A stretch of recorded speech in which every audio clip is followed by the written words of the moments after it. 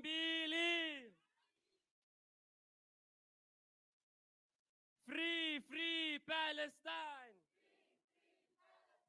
Free, free Palestine. From the river to the sea, Palestine will be free. Amandla. Thanks, comrades, friends, everybody who's joined us today. Can I ask, because we're beginning, there is some space on the floor here as well as there, and there's a few chairs this side as well. So for those who just come in, you can make your way this way.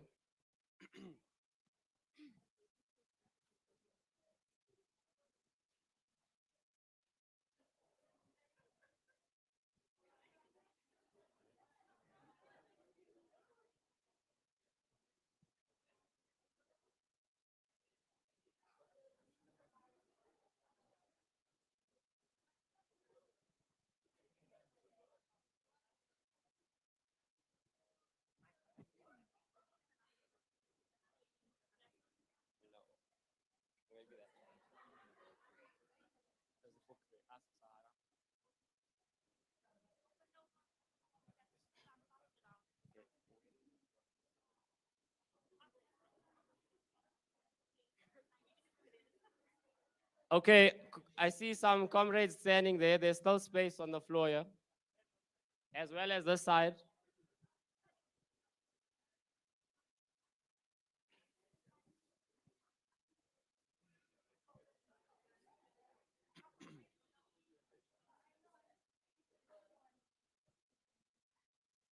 Yeah, guys, you can come straight through.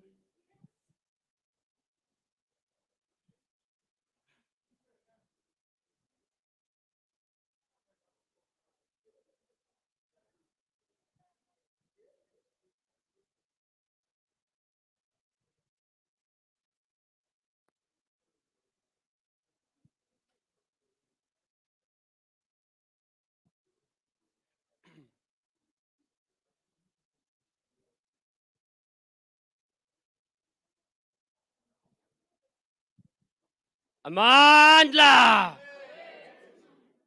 Maibuye! I-Africa! Amandla! Thanks, comrades, friends, distinguished guests. It's been an honor to MC this program today. I have with me a number of amazing, powerful young people from Palestine and from across South Africa. Today's program is titled From Johannesburg to Jerusalem, from Jerusalem to Johannesburg. We ask that you use that as the hashtag on social media, so we do get this trending as well. Because today's event is about solidarity, about building solidarity between people in the fight for freedom across the globe. We're here today with, as I said, an amazing group of young people, the context of which will be speaking about justice. What does justice mean in the present day? How do we take forward that fight for justice in various forms? And what is really required from us as young people to change the tide in the fight against oppression here in South Africa and abroad. It's all interlinked, it's intersectional, and we have, I mean, many of these activists next to me consider themselves intersectional activists. The word is quite big, but really it just means that all struggles are connected. The issue of climate justice, of gender justice, of racial justice, economic justice is all interlinked. And this is why we're here today, because young people are the people who are going to take forward the struggle and be the change that we hope we'll see in this world. So without wasting any more time, as I said, please use the hashtag, use the PSA handle at PSA underscore South Africa. Am I correct? PSA underscore SA. And please keep posting about this so that those who couldn't make it today can also watch, can also listen, can also understand what was the context of today's event. Thank you. My name is Irfan. I'm representing the PSA here today, and my other hats, there's a few others, but we here as the Palestinian Solidarity Alliance, as well as Friends of Mizan, the director who's on this panel as well with us, who's really brought forward this amazing tour with Muna. So let me not waste any more time. On my far right, everyone's going to introduce themselves. So we have William Shoki. William, welcome. Do you want to just introduce yourself for 2 minutes?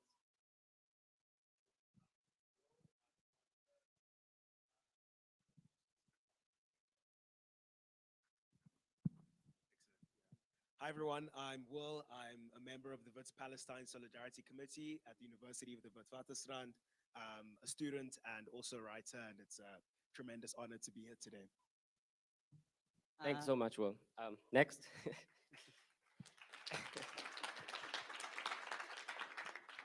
Hi everyone, I'm Noam Dubinsky. I'm here representing the I'm here representing South African Jews for Free Palestine, and I'm also in charge of the Lubia Memorial Forest right here in Cornhill. And it's a pleasure to be here.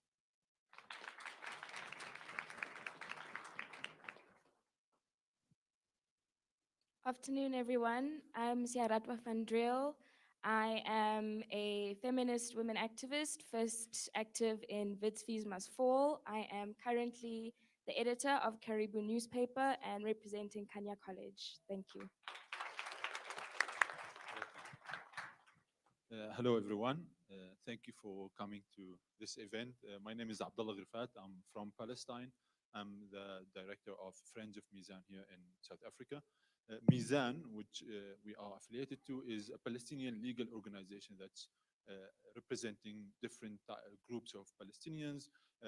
We stand against, house demolitions. We stay against police brutality.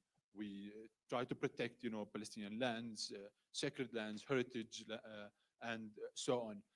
And we thought that, establishing an office in South Africa would benefit the Palestinians generally so much. We learn from the South African struggle, we learn from the South African liberation movement, and we learn from the present of South Africa, which would be probably like the future of Palestine, but we aspire for a better future. We have to make that record. So yeah, I shouldn't go further and give that.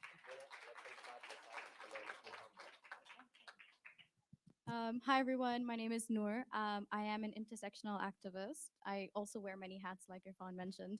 I focus on feminist, humanitarian, and social justice issues. I am currently doing my master's at Wits in psychology, where I'm also involved in a number of different societies and a number of different leadership roles.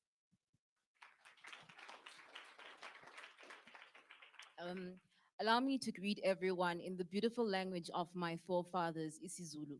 Sanbonani. My name is Zahara Nosisekelo Msomi. I am a third-year LLB student at the University of Johannesburg, and I am also a youth club member at the Ahmed Kathrada Foundation and an all-round intersectional activist.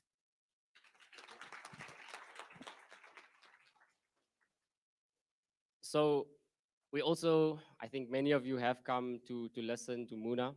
Muna describes herself as a journalist and an activist. And here in South Africa, I'm using the same words of my comrade Shaira earlier who introduced her, is that over here in South Africa, we call people like you freedom fighters. Welcome, Muna.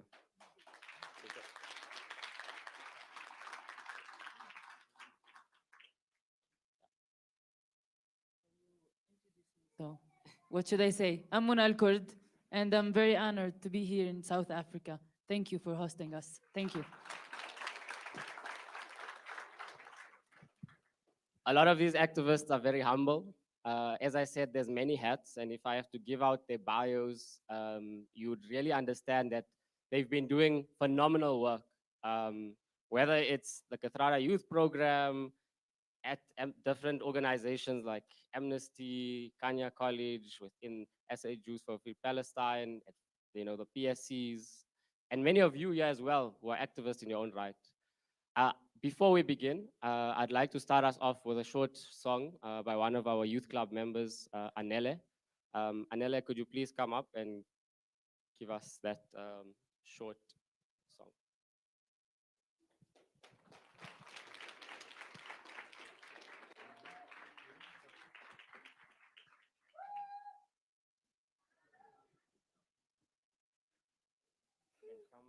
You can stand in the middle.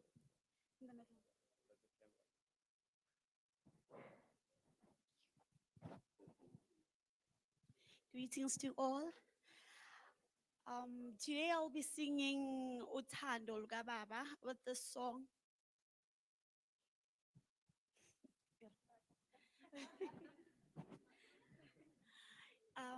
I'll be singing Uthando Luka Baba.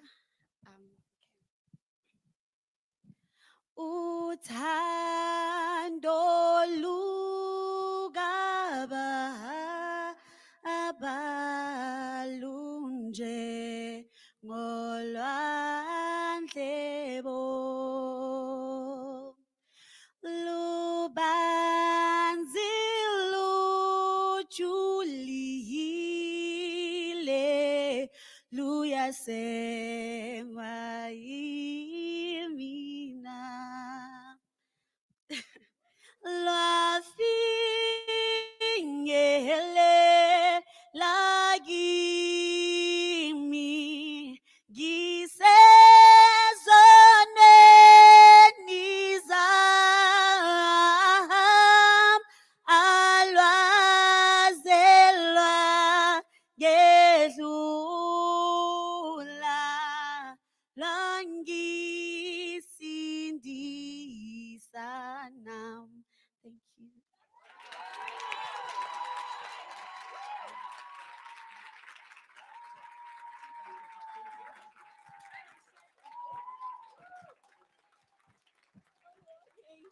So with this song, we sing thank you God for making us to be here today.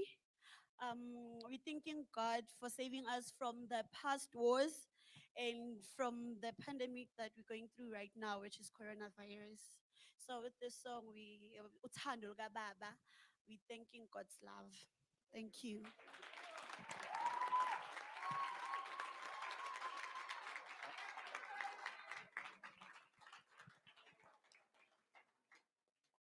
Thank you so much, Anele. Young people have lots of talents, and in this room, we will also have an opportunity to share some poetry a bit later. But for now, coming to the crux of this discussion, and I know perhaps Muna, you'll kick us off because we really want to go into understanding what is justice. You've become a figure in Palestine throughout this year. Lots of people have followed you on social media because of the awareness you've raised around the issue of forced removals in Jerusalem. You've also your activism goes back years and years and years. But as a young person, you are part of a new generation of Palestinians who are fighting a cause for justice. Tell us a bit more about that cause for justice. What have you been up to, and how do we as South Africans, and particularly as young South Africans, work with you in strengthening that fight for freedom?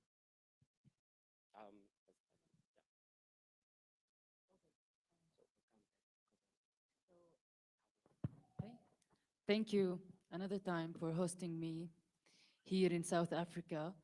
I'm sorry, but I'm gonna talk in Arabic, and then my friend Abdullah will help translating, so I'm more comfortable.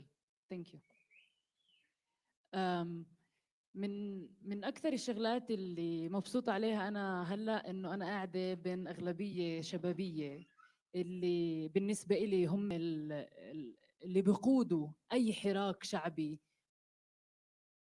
University of Johannesburg, and I am also a youth club member at the Ahmed Kathrada Foundation and an all-round intersectional activist.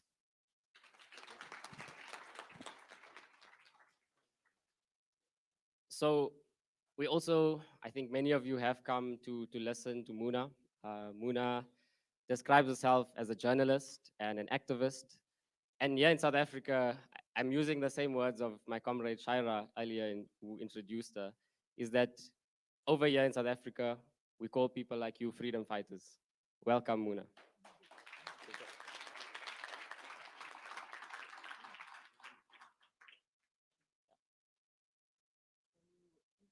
So, what should I say? I'm Muna El-Kurd, and I'm very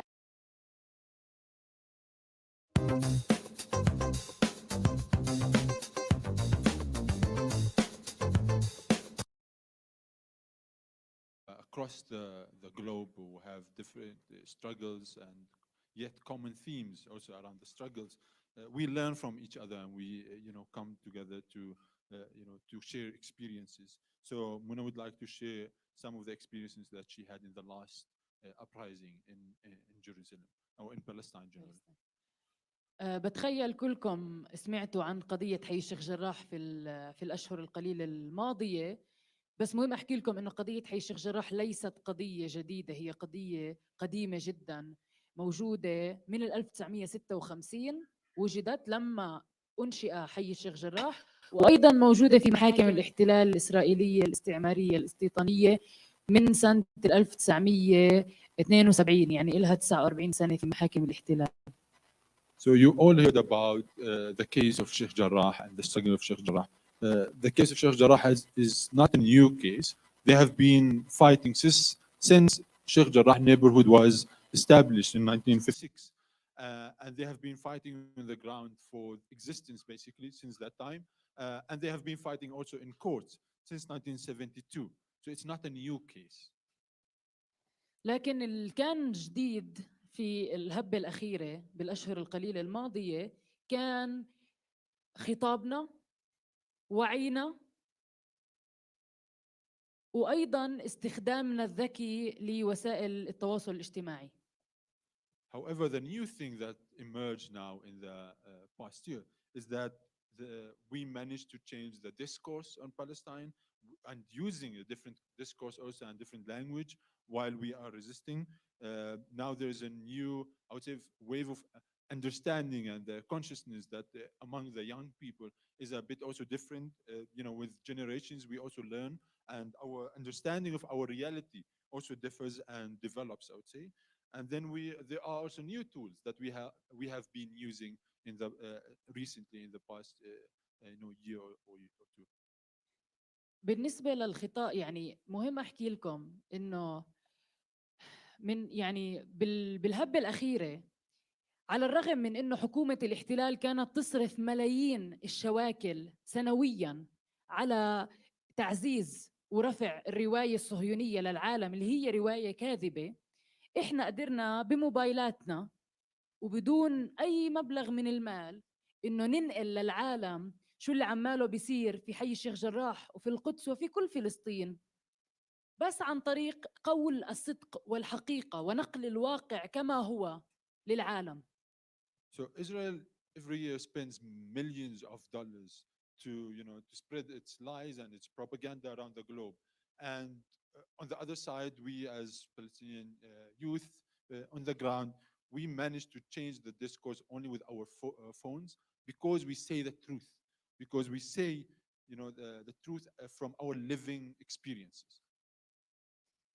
فبالنسبة للخطاب كخطاب، الخطاب السياسي تحديداً كان بعيداً كل البعد عن الدبلوماسية اللي السياسيين الفلسطينيين بيحكوا فيها، وأيضاً السياسيين خارج فلسطين اللي دائماً ما كانت في هناك بهداك الخطاب كان دائماً في خوف من إسرائيل، خوف أمام العالم من إنه يفكرون عالم شوي قاسيين وعنيفين، وكيف تحكي عن إسرائيل تعمل تطهير عرقي وكيف. فكان دائما الخطاب الدبلوماسي السياسي بفلسطين وخارج فلسطين ضد إسرائيل كان دائما ناعم، خلينا أقول، ممكن نستخدم هذا المصطلح. So generally, that the political discourse is usually, more diplomatic and sometimes it's also painted with some fear, in how they present the Palestinian cause because they don't want to upset the international community when they say the truth about Israel, and they are always afraid that we will be branded as terrorists. But what we say is that the truth is, we are not scared of saying the truth, and we don't really care as much about using soft language, because that's not the truth on the ground. فبخطابنا السياسي الجديد استخدمنا أو استعملنا المصطلحات كما هي. ما قلنا إخلاء عشان نلمع صورة الاحتلال، قلنا تهجير قسري، قلنا تطهير عرقي، قلنا جرائم حرب يجب إيقافها. وكانت أيضاً، ومن هاي من النقاط المهمة، مطالبنا واضحة. عارفين إحنا شو بدنا؟ عارفين عندنا هذا الوعي وهذا المعرفة بقضيتنا العادلة بكل تفاصيلها، وعندنا مطالب واضحة. المطالب الواضحة كانت بأنه إحنا بدنا نبقى في منازلنا اللي أخذناها بناء على الاتفاقية مع الحكومة الأردنية والأونروا، وأيضاً بدنا من الحكومة الأردنية تعطينا أوراق ملكية لمنازلنا في حي الشيخ جراح، وبدنا نوقف جرائم حرب الاحتلال المتمثلة في التهجير القسري والتطهير العرقي، سواء في حي الشيخ جراح أو في باقي أحياء مدينة القدس. So our discourse was, different and new, because we have been using the right terminology. Instead of saying, evacuation, we say ethnic cleansing. Instead, we are not trying to say that what Israel is doing, they are committing war crimes. What they are doing is a crime against humanity. Whenever we feel that, we use the right terminology as it is, as we see it, as we experience it on the ground. So also at the same time, our goals are clear in Sheikh Jarrah. What we want from whether the different parties that are involved with it, the United Nations or the Jordanian government or from Israel, we know exactly what we want. We are not shy about asking, for our rights, because this is our right. We are not shy about asking for what is ours in the first place. And we've been using this to expose about what's happening in Sheikh Jarrah and in Palestine generally. وهذا كان مهم جدا، بأنه إحنا كشباب مقدسي فلسطيني بشكل عام خلينا أقول بالضبط، نعطي الخطاب تبعنا زي ما هو لوسائل الإعلام المحلية والأجنبية اللي كانت دائما ما تعطينا المساحة الكافية لحتى نعبر فيها عن رأينا وعن قصتنا بشكل عام. فبالتالي غيرنا كل هذا الخطاب ونقلناه للعالم زي ما إحنا بدنا.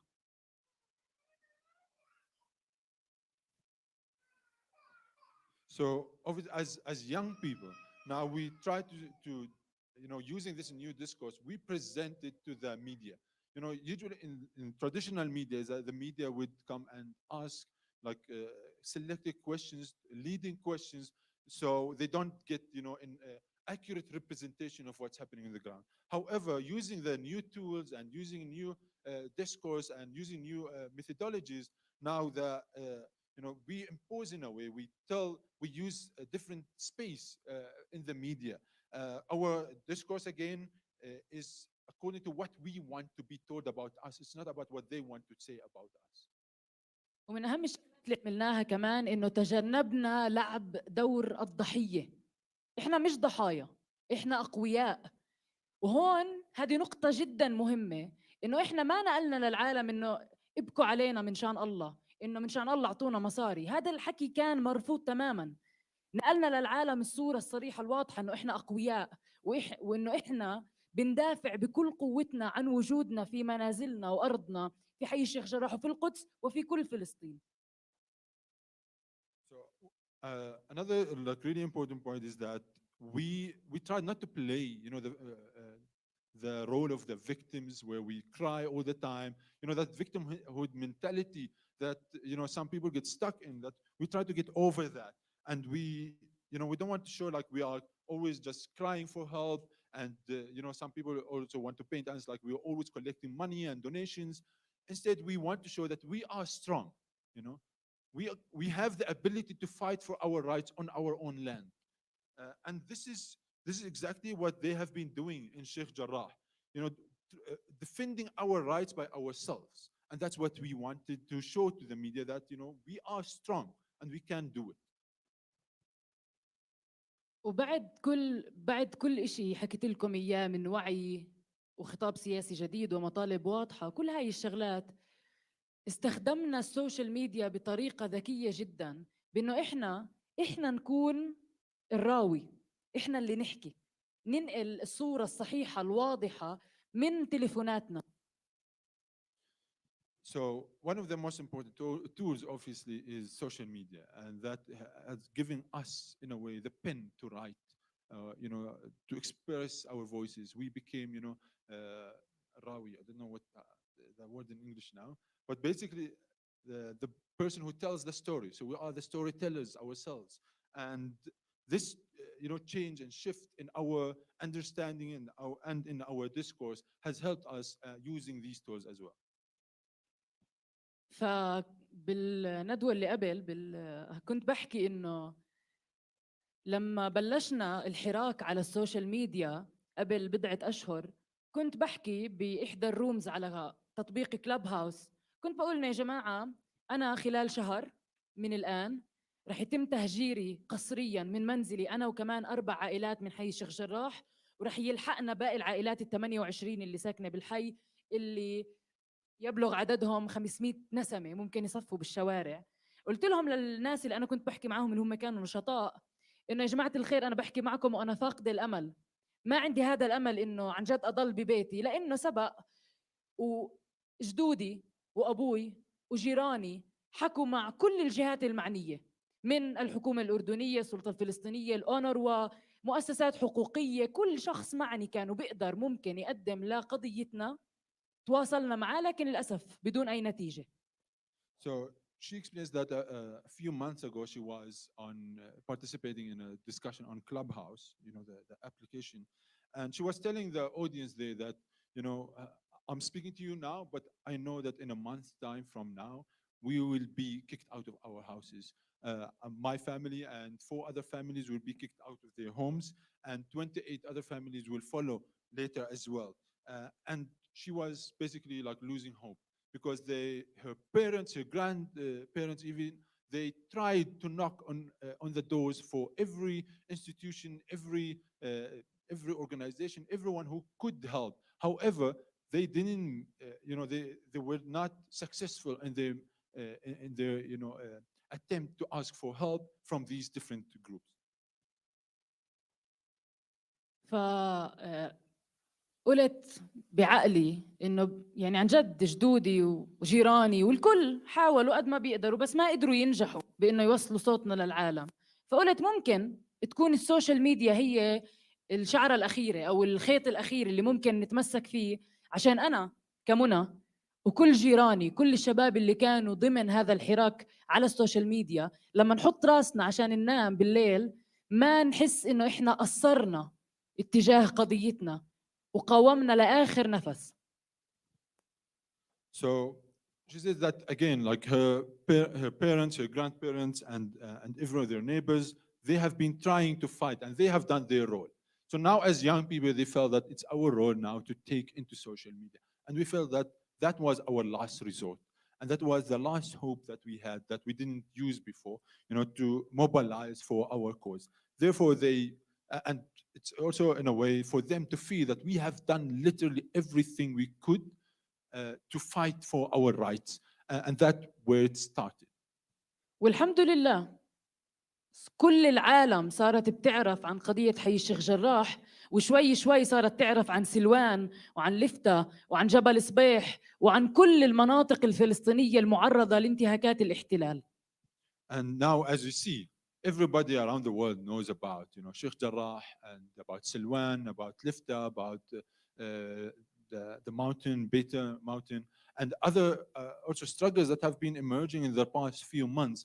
That's because of the power of social media that have been used so in a clever way by young people like ourselves.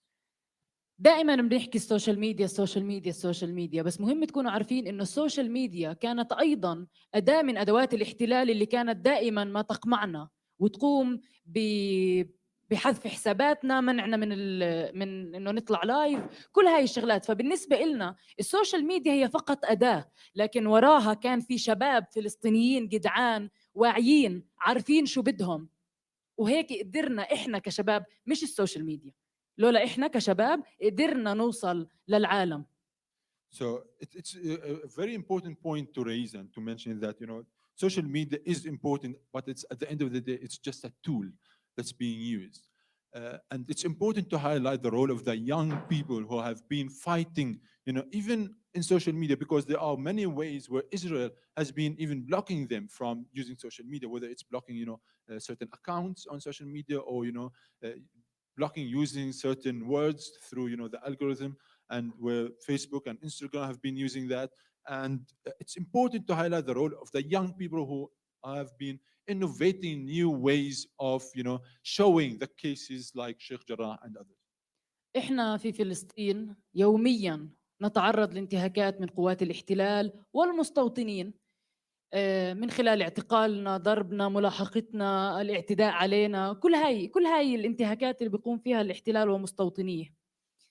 وكنا بالاشهر الماضيه، خاصه في شهر رمضان اللي كلكم حضرتوا شو اللي عماله بيصير على الارض في حي الشيخ جراح، في المسجد الاقصى، في باب العمود، دمسكس جيت، في كل هاي المناطق كنا نستهدف بشكل مباشر من قبل قوات الاحتلال والمستوطنين، على الرغم من انه كانت مظاهراتنا دائما سلميه، الا انه قوات الاحتلال كانت بتقابلها بالرصاص المطاطي، كانت تقابلها بالغاز المسيل للدموع، كانت تقابلها بالمياه العادمه اللي لليوم ريحتها معلقه بمناخير، اللي قبل يومين بس قبل ما اجي هون على جنوب افريقيا رشوا فيها باب العمود، اللي هي اصلا بتسبب امراض وتسبب طفح جلدي وبتسبب يعني كثير من المشاكل، وايضا طبعا بالاضافه لاعتقالنا، ضربنا والاعتداء علينا.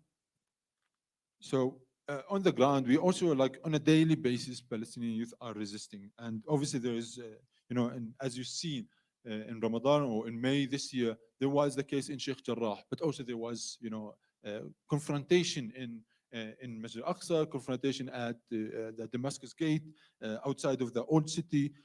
There has always been, these confrontations where Israel, even though that we have always been protesting peacefully, asking for our rights peacefully, yet Israel always met that with rubber bullets, with tear gas, with stun grenades, with the stinking water that they spray on everyone. She says that even though that they have sprayed the neighborhood with that stinking water like about 2 months ago, but the smell is still there up until now.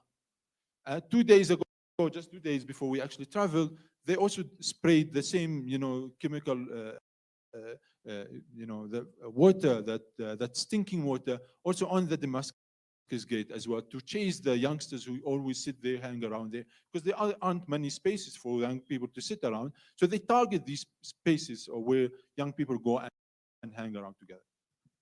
بدي ارجع اقول قد ايه انا مبسوطه اني قاعده بين شباب وصبايا صغار جدعان حابين يعرفوا اكثر عن القضيه الفلسطينيه. وهون عن جد بدي احكي لكم انه احنا بنقدر طالما عندنا الوعي، عندنا الثقافه، عندنا القوه انه نستمر، بنقدر نستمر. احنا كشباب فلسطيني، اذا بدي احكي لكم عن تجربتنا بالذات بعد كل شيء حكيته، قدرنا نوصل للعالم ونتوحد في كل أماكن تواجدنا، في القدس والداخل والضفة والشتات، على الرغم من محاولة إسرائيل الدائمة لتفريقنا، إلا أنه إحنا قدرنا نورجيها أنه لا، إحنا كلنا جسم واحد كفلسطينيين بنقاوم سوا، وهدفنا واحد هو إنهاء الاحتلال وتحرير فلسطين، كل فلسطين من البحر للنهر.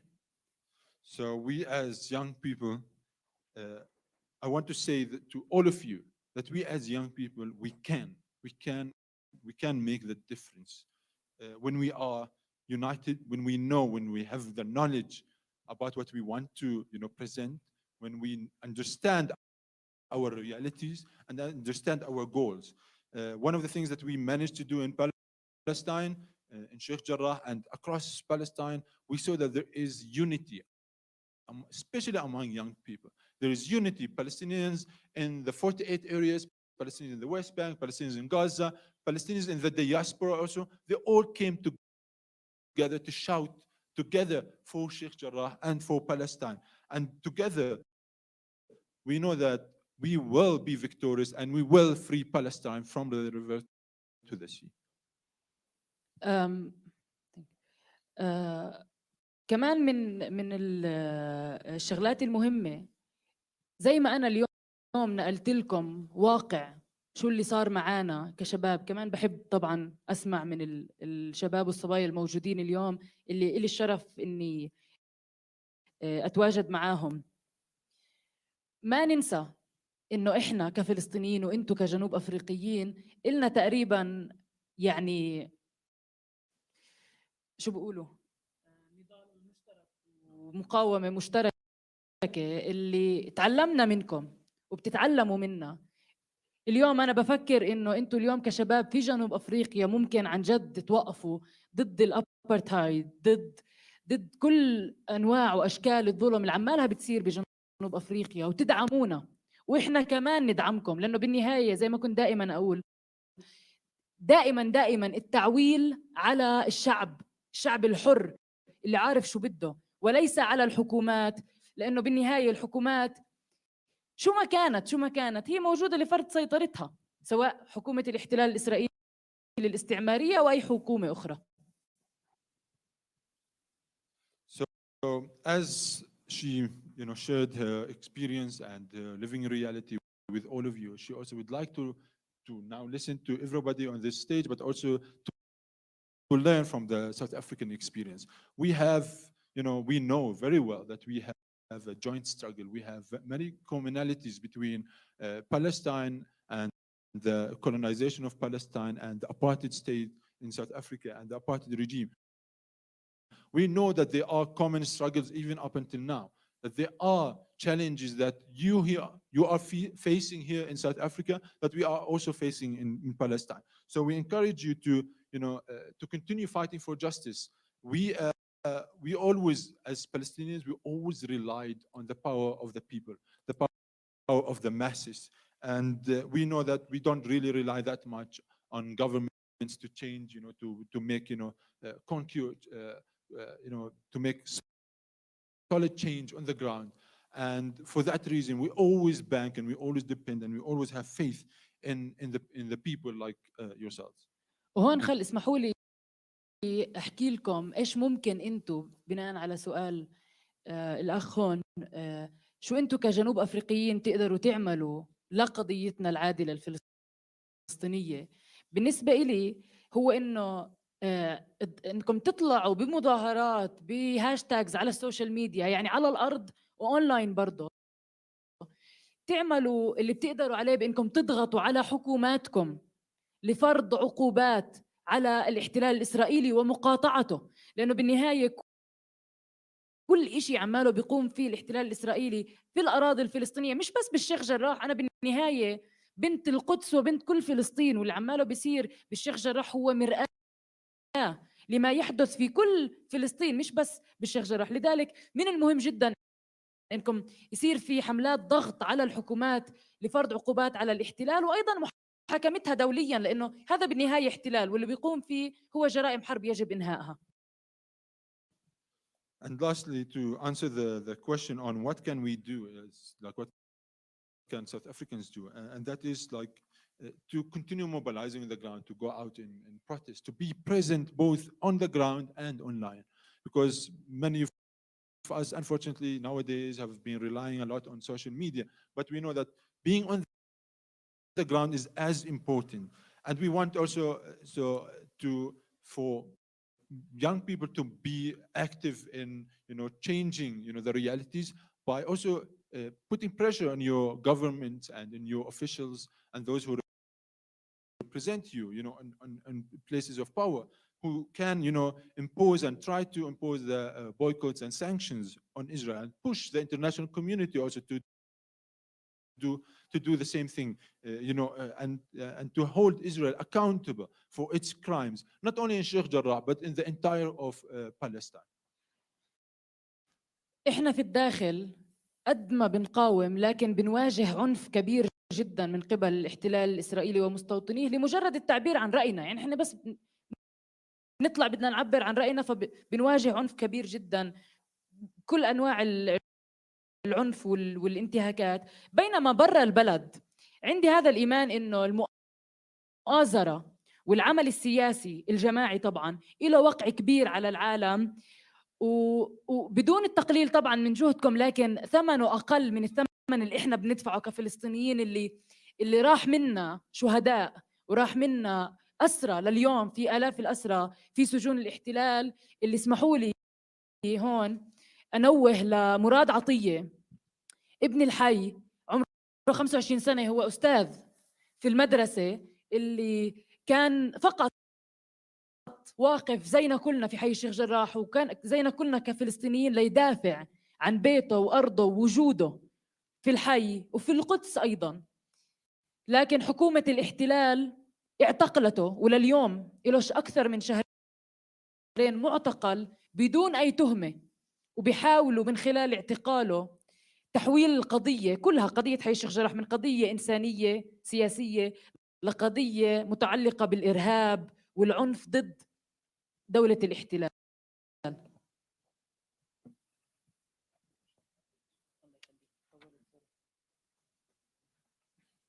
Okay, she's excited. We can see that. Eh?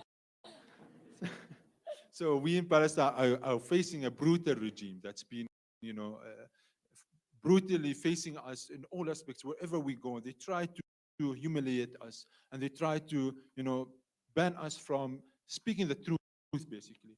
But we also know that there are people outside of Palestine, across the globe, who also have been speaking our language, and they have been representing us, and have been, standing in solidarity with us.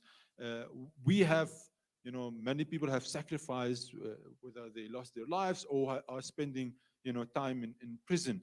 And we know that people like yourselves who have, and you have your own challenges, obviously, when it comes to protesting, but we know that you can also do even more than we can do in Palestine. You have such an extreme power that you can show, and you can extend power to us at the same time.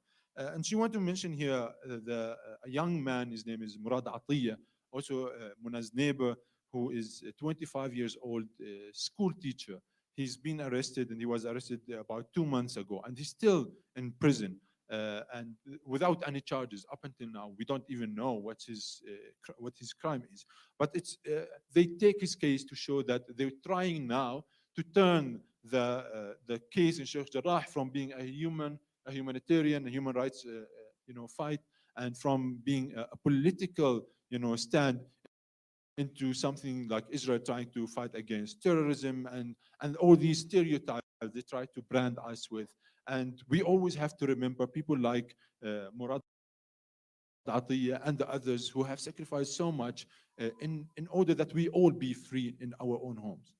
واسمحوا لي أختم إنه إحنا في حي الشيخ جراح لم ننجح بعد بالحصول على مطالبنا.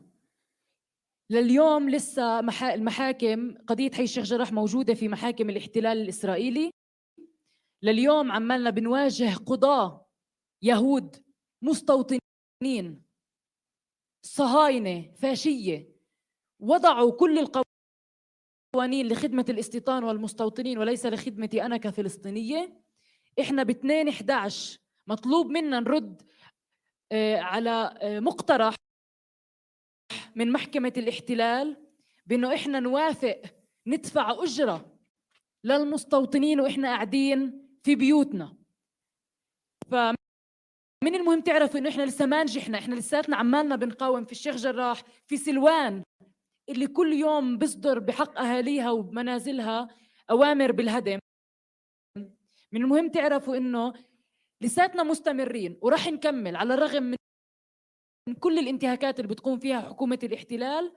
لكن إحنا عن جد بحاجة لدعمكم أنتوا كشعوب حرة وين ما كنتوا، فلسطينيين أو غير فلسطينيين. بالنهاية إحنا كلنا بنناضل ضد العنف والظلم والانتهاكات والجرائم الحرب وين ما كانت تكون. وبدي أحكي للصبايا النساء الموجودين هون اللي هم أكتر دائما بيكونوا أكتر من الرجال بأي إيفنت بأي شيء له علاقة يعني بالعدالة وضد الظلم والاضطهاد. حب أحكي لكم شكرا عشان أنتم موجودين، شكرا على مقاومتكم. إحنا جنبا إلى جنب مع الذكور طبعا رح نكمل هذا المشوار، لأنه أول على آخر ما بزبط إلا كل فرد في أي شعب كان يقاوم لحتى يوصل للي بده إياه، وإحنا في حالتنا التحرير بإذن الله. Thank you.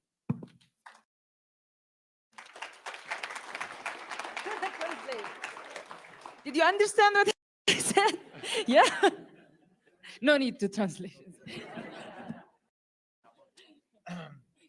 So it's a very important message to send actually to everyone, is that we still haven't got what we deserve and what we want.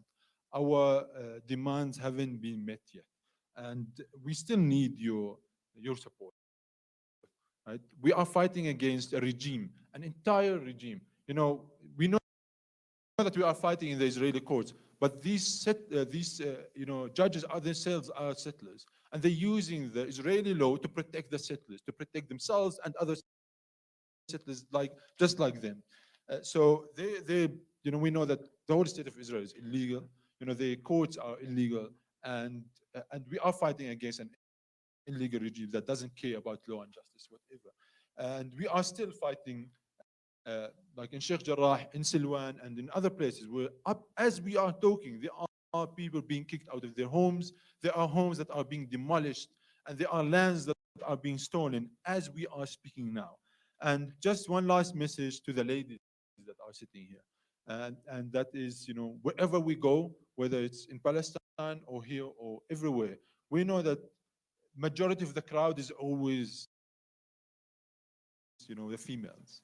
And a big, you know, thank you to you for, you know, being such an important, such a strong voice for justice, and for always being, you know, this amazing and incredible player in going and in pushing for justice. So thank you very much.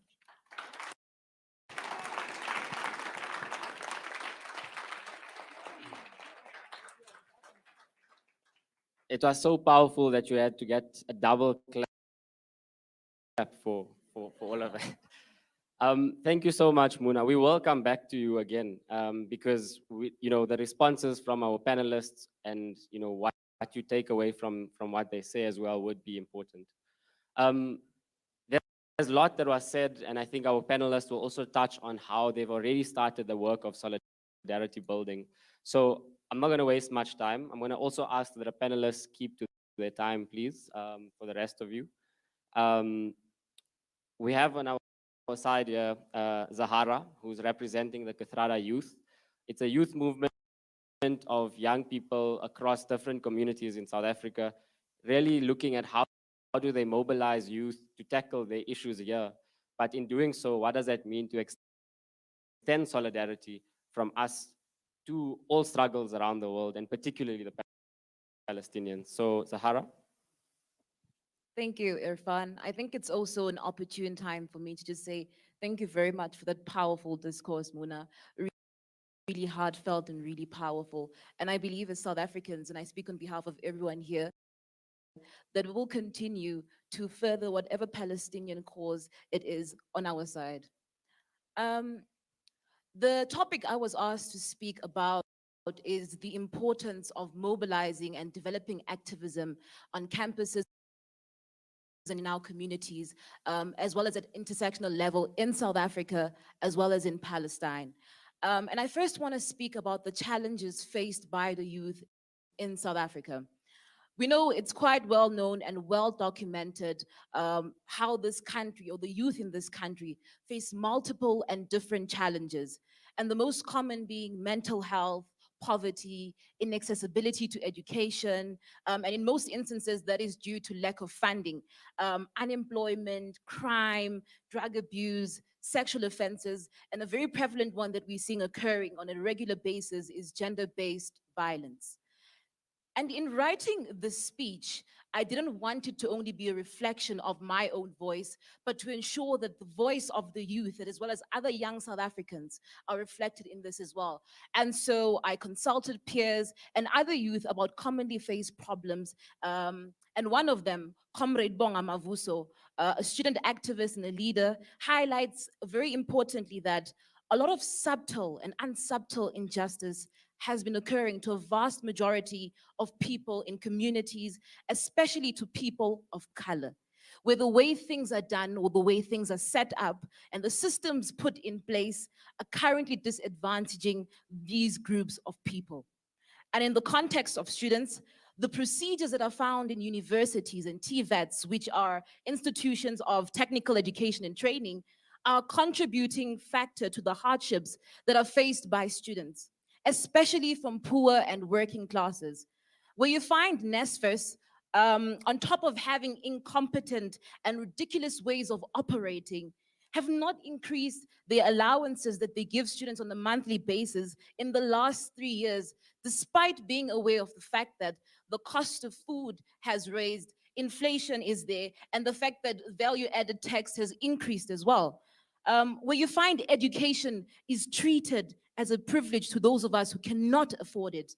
Where we are told that free education has been achieved, but fees have not yet fallen, where there are barriers to education and learning, where even the colonized curriculum has not yet fallen. So he further emphasizes that in order for us to move away and to shift from these norms, we need to ensure that we include social justice for everyone and not just a fair playing field.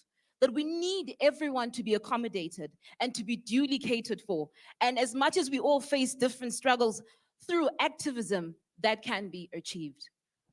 Now, Comrade Bonga, he expresses an extremely important problem that is faced by a large number of students in our country, particularly Black students, that we see this problem annually occurring at the beginning of the year, where students have to consistently ask government to ensure that fees fall and that education becomes accessible to students, and that we do not have to continuously fight for a spot in our universities, and that education is something that is prioritized for every single body, despite whatever class you may come from or despite your background. And it's so sad to see every single year that students have to always resort to dehumanizing, endangering avenues in order for them to ensure that their voices are heard and for them to express their cause.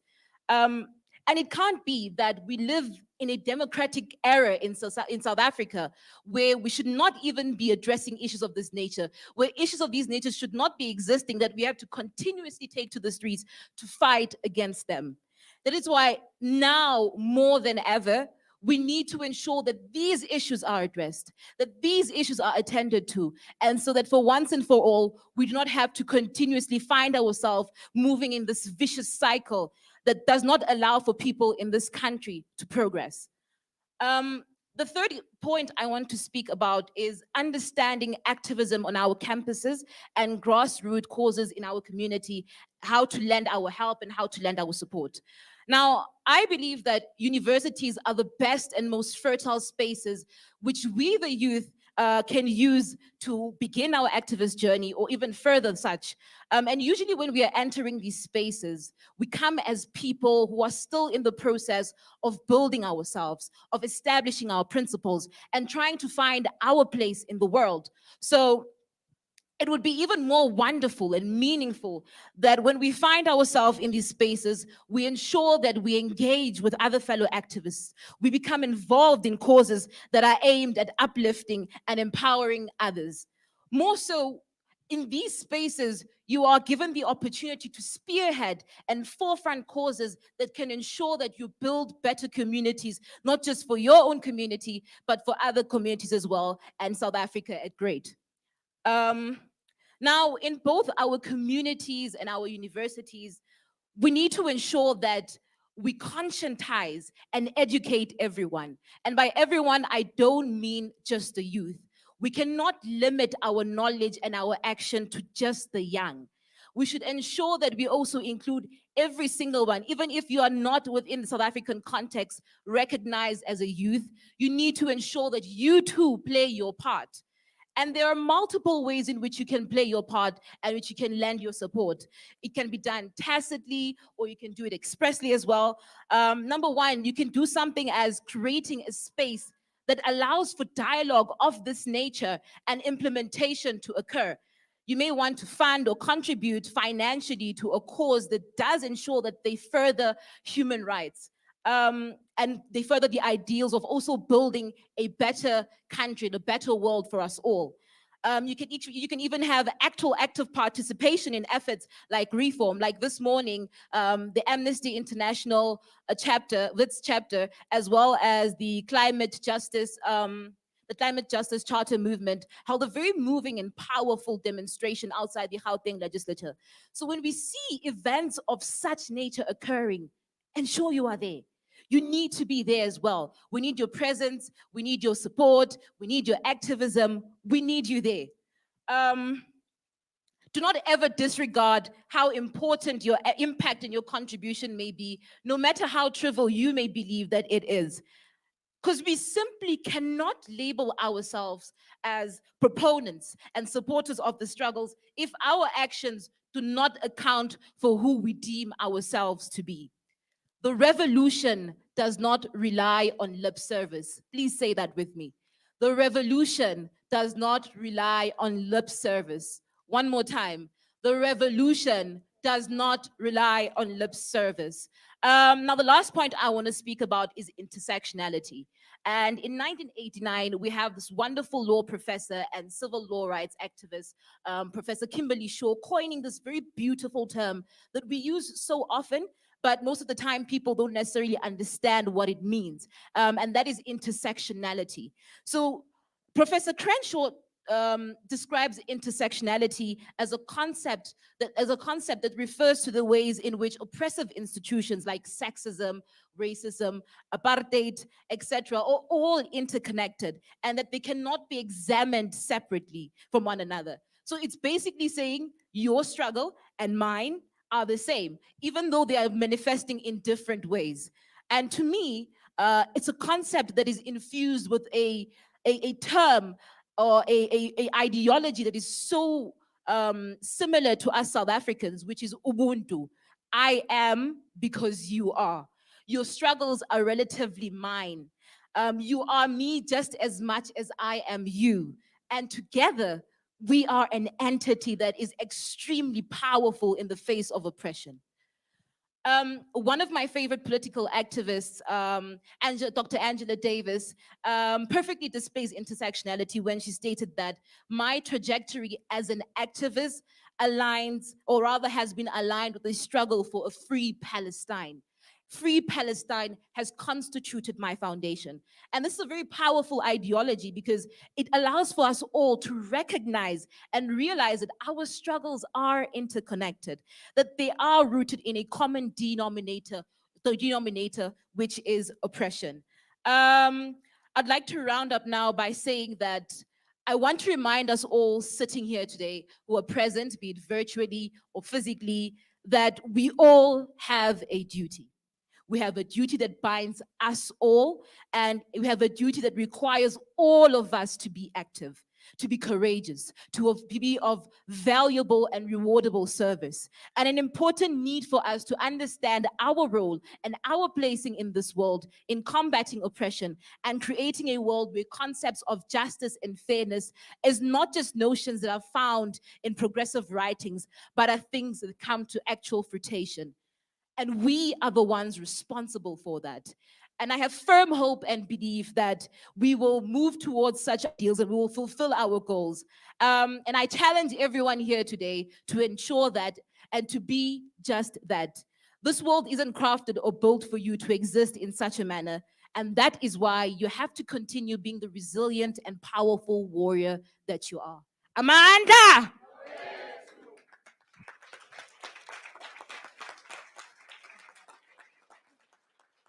Thank you so much, Sahara. I fully agree, and I think there's common themes that are emerging from both speakers already.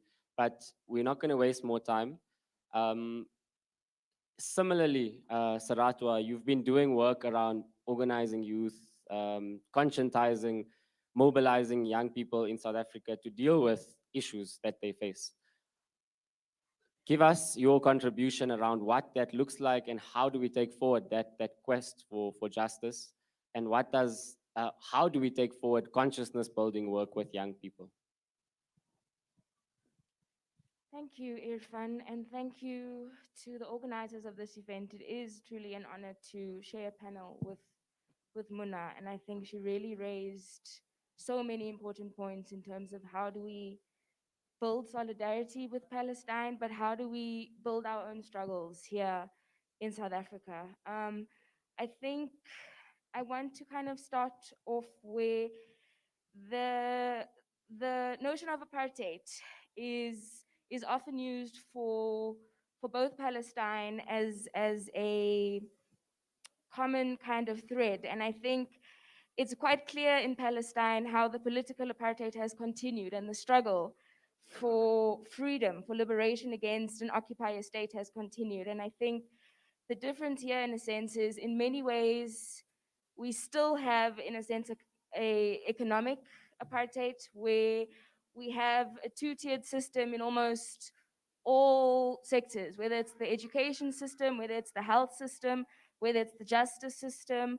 I think working class people in this country know very well and feel the injustice that neoliberalism has brought upon it since 94, since we were supposed to be liberated. So I think in many senses since then, South Africa shares the same struggle, a struggle that is still continuing and is still needing to be realized. And I think what really you powerfully spoke about, Muna, is how the political consciousness of the youth, of the dominated class, the working class in Palestine, in occupied territories of Palestine, has contributed in a way to a new resurgence of resistance. And it's that understanding that we need to have a shared understanding of our struggles, of the terrain on which we struggle, and that we need to also have a shared sense of the goals to which we're working towards. And I think in many ways that is what now in South Africa is the youth is doing, the working class is doing, but I think needs to still is a challenge in many senses because of a kind of false freedom that came, that it has almost atomized and individualized. So our injustice in this country, we feel, is individualized. It's because of you specifically in your house. Your parents maybe cannot afford to go to university. It's on you to deal with it, on you to go to NSFAS, on you to find the funding. There isn't yet, and there has been, I think it's really for us to connect the thread of how do we create a collective consciousness and the importance of us working and building that collective consciousness. And I think as the dominated classes of Palestine have continued to share that message, I think for us it's that we need to build a collective consciousness as a working class. That as a working class we are dominated by a ruling class, and in this country, because of the way capitalism developed, and because it is still, in many senses, very present, we have a ruling class that is still white predominantly, and a working class that is black. And I think Zahara spoke about this, how apartheid in South Africa continues in many ways in that sense, and that if we are to build the struggle, to push it forward, we have to build on that class consciousness. And I think the ways in which we do that again is it's looking at, and I think what we see, what you've spoken about, is how in Palestine it's the neighborhoods, this organizing at a neighborhood level on the ground, from neighborhood to neighborhood, from street to street, from house to house. And that is the kind of organizing that needs to return if we are to really wage a war, which this is in many senses. It's not as explicit as the brutality and the repression of an Israeli state, but I think in many senses, and what COVID has shown is that we are at war. And if we are to survive as a working class, as the dominated classes of this country, we need to go down to the ground, which is really what Comrade Muna has said. I think the last few things that I want to just round off on is and in terms of the work that Kenya does, we work predominantly with out of school youth, with in school youth, with community healthcare workers, with casual and labor brokered workers, with social justice activists. So activists in communities who are struggling for service delivery, who are struggling for proper education, those are the kinds of activists that we work with. And I think what we have in the way that we organize is firstly that we cannot raise political consciousness just through political education workshops, right? I think it's not enough for us to just have a workshop and expect that we are going to move towards the demands that we need, that we need water, we need roads. We don't have that right now. Just to host a workshop is not enough, but that through the struggles, the daily struggles for the myriad of things, the challenges that the working class is facing. Through that, the political consciousness is raised and is built. I think when we speak of working class unity and working class solidarity, it's not something that just happens. It's something that is built over time through a raising of awareness. And I think the big thing that Muna raised in terms of social media, just it's important, but that it's a tool, and that's the driving force behind the social media was the youth who were deciding to take up what was happening in their communities, what they saw, what they lived, and share it with the world. That they didn't need a mediator, they didn't need mainstream media, they didn't need governments, they didn't need the parties who are vying for power, that they would do it themselves and that they were the best people to do it. They see the truth on the ground. And I think that is really what we try to do in our work and what we try to share. That we, and I think that's in the last sense, is that we cannot free people, some other people who are outside of a community. You cannot go and then fight for them. That the community themselves, a people themselves, will liberate themselves, nobody else. And that is that if we want to enact this change, that it is about how do we empower the communities to do this, to change the things on the ground, not to call people in to kind of mediate and to make the choices for them, but how do we raise the consciousness that they can make, and they can. Nobody knows what's happening on the ground more than the communities in townships, in informal settlements. They're the ones who will have the solutions. So I think, yes, for us, it's how do we also, from organizing, in terms of organizing from to protest, where we are. And I think this speaks to kind of the idea of a victimhood, that we protest, we despair, things are dire. And this is true. South Africa is in a bad state, and and Palestine is having to undergo the onslaught that it is from Israel.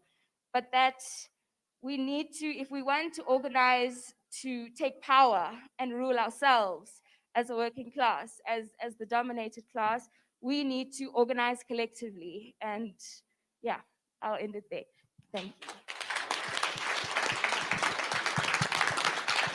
Thank you. Thank you so much. Collective struggle is the way forward, and it starts on the ground. It starts in each of our communities. And many of you, I know there are senior comrades who've in the past against apartheid had done that work, door to door, community by community. We take forward now some lessons, some ideas from Noam, Comrade Noam, who's from the Jewish community, who's representing the South African Jews for Free Palestine, and the importance of them within their community fighting and lending their solidarity, fighting against the Zionist lobby as well. Comrade Noam, over to you. Please, again, stick to your time limit. Sure. Great. So thank you once again. I truly feel so honored to be on the panel with such incredible activists. So yeah, I am a trans queer Jewish writer, and my work kind of academically speaks to queer rights at the dawn of democracy in South Africa. And I think, as has been discussed already, we see the deep interconnectedness between settler colonialism here and in Palestine. And so, as a settler colonial, as the person that has been told since I was born, essentially, that for my freedom, for me to have somewhere that's going to protect me, I need to have a land which is not my own, which I need to be complicit in genocide and displacement in the land of Palestine. And that, yeah, that I need to take away my own humanity for this idea of protection. And so, what I want to speak about here is settler colonialism and how, in order to be a colonizer, it deeply erodes the spirit and it destroys your own humanity. I'm not saying this to say that you have to be sympathetic to white people or Jewish people.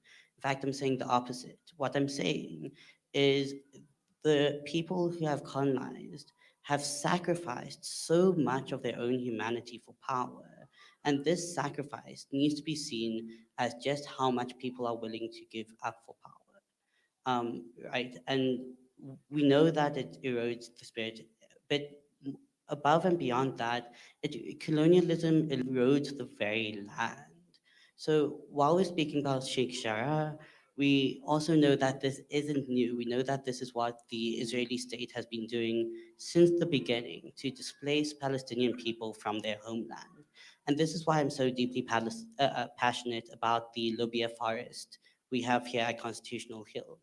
So just briefly, Lubia is another piece of Palestinian land that during the Nakba was destroyed by the IDF. And now the JNF has built what's called the South African forest on that land. And so Jewish people from South Africa and from across the world have built trees on top of what once was a Palestinian village to ensure that people can never go home, to ensure that there is now a forest where once there was a village.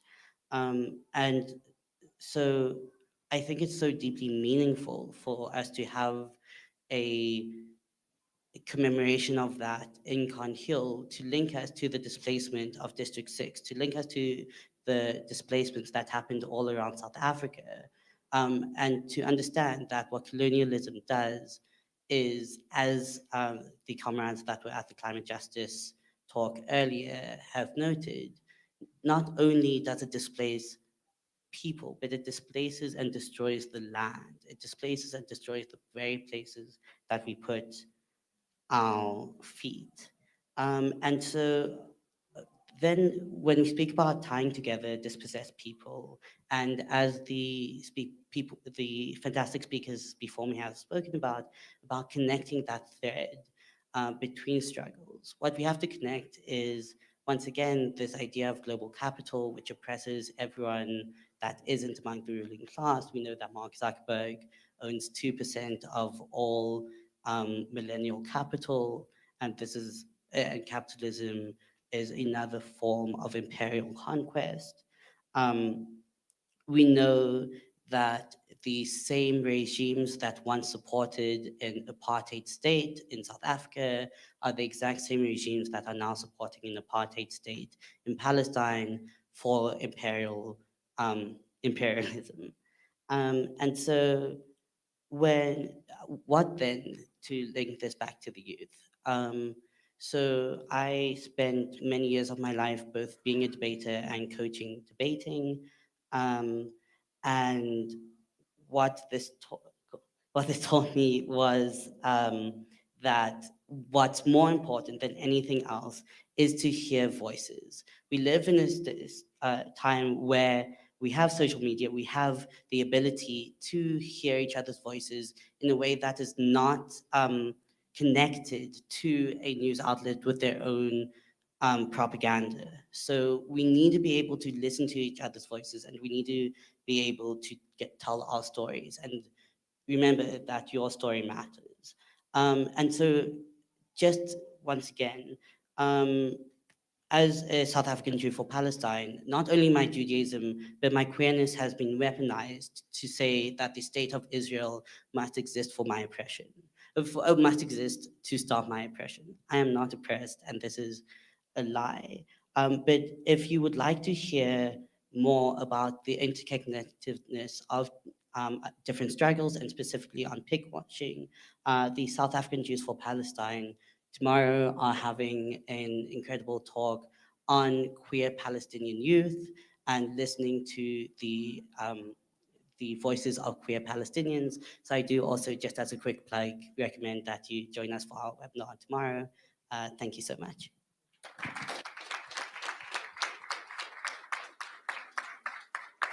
Thanks, Comrade Noam.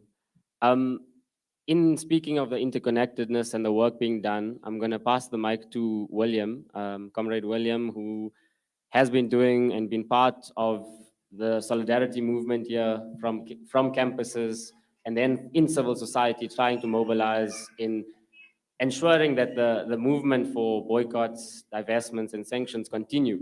Comrade William, over to you. Amanda! My apologies. But I think that's exactly the kind of shock we need to sort of liven up. Away to Amanda! Amanda! Away to Amanda! So I'm extremely privileged to be on this panel today. And I must be honest, at this point, I kind of feel like Jose Mourinho, this one time when he was coaching Chelsea, and they were doing really badly at some point, and they did a post-match interview, and they're like, Jose, what did you think about the game? And he's like, nothing to say, nothing to say, nothing to say. But the reason I feel that way today is not because I have nothing to say, but just because I think it was said so beautifully by all of the panelists that just spoke now. And so I'm going to be very brief, and I'm not going to take any of your time, and just get straight to the point and talk about, well, as everyone was discussing just now, as Serato was saying a moment ago, we can't be responsible for the liberation of a people. The people have to be responsible for the liberation of themselves. So in thinking about the Palestinian liberation issue from thousands of kilometers away, the question becomes, well then, what can we do? What can we do to help? And a term of phrase that I think goes around a lot in our circles, on social media, is that we have to show solidarity. It's important to show solidarity. But I think that's a bit of a misnomer. I think the correct way to describe it is we have to do solidarity.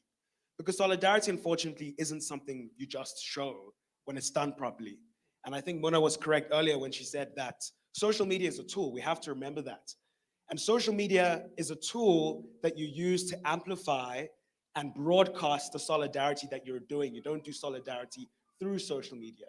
You do solidarity, as everyone is saying, in concrete action. You do solidarity in concrete action. And I think that, as has been discussed, the Palestinian liberation cause has reached a turning point this year. Awareness has been raised. It's entered the mainstream. But a lot of us have sort of just allowed it to kind of lull. So there's a lot of activity earlier in the year. There was a lot of attention earlier in the year. And then if we're frank with ourselves, we kind of dropped the ball. We kind of sort of went back to our ordinary lives. We moved on with things. And the Palestinian liberation issue once again became something that was over there. We would think about it momentarily, but we would forget about it. And that's why I think boycotts, divestments, and sanctions are so important. Because as much as you can't be responsible for the liberation of a people, you can do your small part to create the conditions through which their liberation is possible.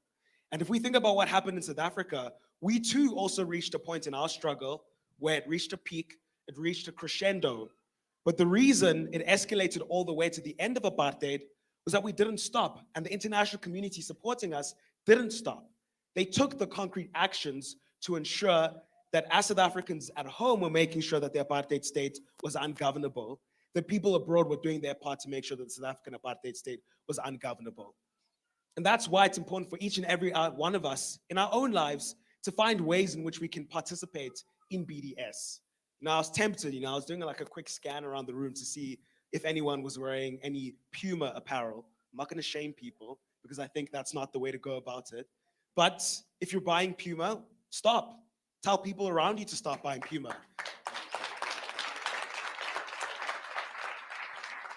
If you want to know why people have to stop buying Puma, well then join your local solidarity organization. Join the SABDS coalition. If you live in a neighborhood that is patrolled and operated by security companies like G4S, rally your community to say, actually, we don't want G4S in our community. If you're in a corporation that uses Hewlett-Packard laptops or devices or any of that tech, which a lot of places do, and it's something that is dominant across corporates, schools, everywhere, do something in that community to say, actually, we don't want to use Hewlett-Packard anymore. We want to use something else. We want to use something that doesn't have connections to the Israeli state. These are small ways in which each and every one of us in our workplaces, in our communities, in our schools can say that as much as we can't be responsible for fighting the struggle on the ground, we can concretely disassociate ourselves from it. We can do the solidarity that can create the conditions for Israel to be isolated like the South African apartheid state was, for Israeli companies to feel the economic hurt from their businesses no longer being able to profit here, for the working class in Israel and in Palestine to no longer be exploited by these companies, because that is another big reason why they have to be stopped. So I think that it's important that as we wrap up today, that when this event ends, we don't just go home and feel good about ourselves. We should feel great about ourselves. It's been a wonderful event, and there's been incredible speakers, but that we use the energy that we had today in order to take that energy into our communities and to do what we can to stop Israel, to say not in our name, to kick it out of our homes, to kick it out of our schools, to kick it out of our offices, and to kick it out of any parts of society that we see here in South Africa, to make South Africa an apartheid-free zone. Apartheid has not ended at home as well, but we need to ensure that if we want to end apartheid everywhere in the world, then we object to it, and we object to it not through words, not through hashtags, not through likes and retweets, but through action. Thank you. Amandla! Awetu! Amandla! Thanks, Comrade William. It was evident earlier this year, and where the PSA and many others were calling for the boycott of clover. And clover was an important campaign because it was now bought over by an Israeli company. So our actions really have to mean and become something. It has to be practical action, practical application, practical solidarity. Today you came to listen, and that's as important. But from today, what is it that you're taking with you to go and act out in your communities? And there are many campaigns being run. But these organizations, the Solidarity Alliance, the Youth League, they require your support, your time, your effort. And that might not be aid work or charity, which Muna has mentioned. We really have to fight the fight against the human rights abuses, the injustices. And that means joining these campaigns and supporting these organizations that are doing it. You can start it within your community as well, from wherever you are. Go to your local shop, go to your local community leader and speak about this, host those dialogues, and take that practical action forward. Lastly, or second last, is Noor Ahmed, who will be speaking about, the effects of activism on mental health. Noor is an intersectional activist. We just came from a climate justice demonstration, but she's here, and we're here because we recognize the need for all of these actions. Noor, you will be speaking about mental health. How do we build a culture of care and compassion within the movement as well? Over to you. Thank you, Irfan. Being the last one is never easy, but I feel exceptionally disadvantaged because everyone who has spoken before me is incredible.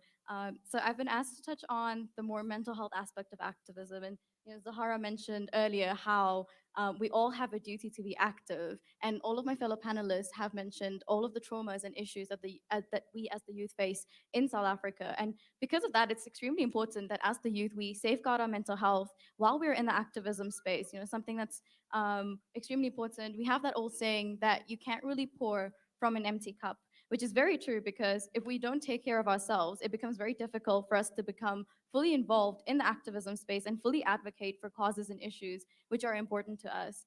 Because of that, it's really important that we safeguard our mental health, particularly to the youth, due to the fact that the activism space can be very harsh. It can be extremely taxing and sometimes even hopeless. So it's important that we create spaces that are firstly safe spaces, but are also spaces of care and compassion and which promotes mental wellness. So when it comes to creating a culture of care within our spaces, we need to understand that in order to do that, we need to link it with managing trauma, because trauma and activism are interlinked. So activism only exists due to the presence of a certain kind of trauma, a certain kind of constant violence, as Mona mentioned earlier. They're always faced with continuous violence and trauma. It's this trauma that groups and collectives of people face together. It's a shared experience, and it may be gender-based violence or climate crisis or even apartheid. In the case of all of these, we have activism, which stems from all of these issues. So all of these things go hand in hand. So we can't really separate trauma from our activism. It becomes easier for us to see activism in a better way and in a less exclusive and separate way, which then also feeds into lessening the stigma that's related to trauma and mental health, and it normalizes us seeking help for it. So if we start viewing our activism as a sort of multifaceted experience, because it does exist in different forms and in different ways, but yet as a unifying experience, we'll also then tend to view trauma as a unifying experience as well. Again, it was mentioned by Muna earlier, where she spoke about how all of the trauma that they have faced in Sheikh Jarrah is a very unifying experience for them. So it becomes a less isolated thing, and it becomes more of a collective thing, and that kind of helps empower communities. But it can also be a very liberating experience for an individual, and it can help them unpack the trauma, which then leads to the destigmatization and the normalization of that trauma. And this is where self-care comes in. You as an individual partaking in emotional self-care, physical, mental, and even social self-care, but also where compassion and solidarity and unity in our spaces comes in. The more compassionate our spaces become, the better it is for everyone in that space. So a lot of the time, activism spaces sometimes create this sort of brand of wokeness, where it becomes extremely exclusive, and where we gatekeep the cause or the specific issue. We have seen that in South Africa when it comes to the Palestinian cause, when sometimes it becomes a predominantly Indian Muslim space. And there's nothing wrong with that, but we just need to be aware of that so that we don't gatekeep the Palestinian cause and we allow for different voices to be heard in our space. Because when we gatekeep the cause or have this exclusivity around it, it makes it harder for people to learn in that space and to become involved in it, which is why this panel is incredible, because we have a variety and a diversity of voices that are being showcased. Um, it can sometimes create this culture of how one has to be a perfect activist before you enter that space, which is a very harsh and detrimental, because no activist is perfect and none of us have all of the answers or the utmost knowledge. We exist in this space to learn from each other and from our experiences. So it's extremely important that we create an environment that is not about wokeness and gatekeeping and more about learning from each other, and then compassion will stem from it. So we need to be constantly aware of who we are and the spaces that we create so that we don't create spaces that are not welcoming. One of the ways in which we could stimulate this kind of caring environment or create this kind of space would be through creating or promoting support groups, which will create solidarity and unity within our spaces. It'll be beneficial to have support groups which focus on individuals who are involved in the activism space, talking about how they are feeling while they're in that space or while they're advocating for a specific cause or fighting for a specific issue or fighting against an oppressive system. This process will obviously involve a level of vulnerability, and being vulnerable with your comrades and with your peers in that space will help you understand other people in that space and better, and will help you see them in a more vulnerable way, which just adds compassion to the work that you do together. Another way in which you could foster solidarity and unity is to view things in a very intersectional way. My comrade Zahara, she touched on it earlier. She touched on intersectionality earlier. So in terms of intersectionality, there are people who might feel the effects of the issue that you are protesting against, for example, gender-based violence or even settler colonialism, and they feel the effects even more than you do, or they feel it before you do. And for a number of reasons, they can't exactly communicate what they're feeling or how they're impacted because of maybe a language barrier or just the barrier in terms of access. So we just need to keep in mind that when we have spaces, they have to be as intersectional as possible, and that we do not exclude people who seemingly might not be able to be involved in that space, but might be feeling the effects of the issue first and the most. It kind of links to the whole gatekeeping thing that we spoke about earlier. And it comes down to us being more welcoming and constantly assessing whether or not we are welcoming enough, which will help us foster a more caring and compassionate space for youth in activism. How am I doing for time? I'm out of time. Okay, I'm just going to wrap up. I'm just going to say that it's really important that despite how harsh activism can sometimes be, it's really important that as the youth, we stay involved in these spaces because our voices matter and we have a lot of power. We've seen that in South Africa in the past with the Soweto uprising and the amazing things that the youth were able to do. So despite the mental challenges and how harsh and taxing the space can be, I would just encourage everybody to continue being a part of the space. Yeah, thank you.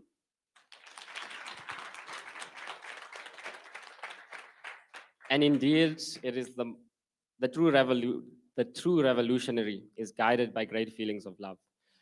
Amandla! Amandla! Thanks, Noor. In speaking about mental health, tomorrow will also be a hike that the PSA Youth League has organized. It's a good way to be out in nature, to organize and to, get out there, reconnect with colleagues, peers, comrades, and have those discussions, whether informally or formally. So those who are interested, Altaf here in front can be contacted as well. Last speaker, before we have a round of questions and then wrap up, we do know we're going over time a bit, but I think there's a very rich conversation that's happening.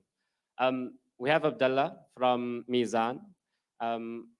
He's the director of Mizan, and it's good that you're on this panel because you've been in South Africa for a while as well. You've been working with young people, but also as a key organizer to this tour. Do you want to share a few reflections before we take to the floor? Yeah. That's a very good comment. I should retaliate now for torturing me earlier with translation. Thank you, Irfan. Thank you, everyone, for being here and for supporting us on this day. It's really important for me I wanted to speak initially about space, and because something that I felt like it's such an important topic that we speak about because of my living experience both in Palestine and then being here in South Africa for about 10 years now, which is very long. So, whenever we speak about Palestine, the first thing that we actually put up is the map like this. And I'm glad that we have a big map here. And it just shows us the importance of space. There are many times where, whether the Israelis, the Zionists, or, colonizers, wherever they are, they try to make us uncomfortable in our own skin, in our own spaces, wherever we are. They make us feel as if we don't belong. And the message, maybe the main message from what I want to say is that we need to claim our spaces because it's our spaces. We need to claim what is ours. We need to be present in wherever we feel like it because it is ours at the end of the day, right? And I wanted to give a few examples, actually. I don't want to talk more theories, but I want to give examples because this is actually, I feel it can connect with people maybe better. But before that, I want to ask a question. How many of the people, the audience that are here, have been on campus during Rhodes Must Fall and Fees Must Fall?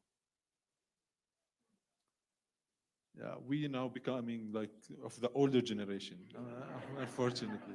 So, yeah. So during Rhodes Must Fall and Fees Must Fall, it was the first time when I was at UCT that I actually felt at home.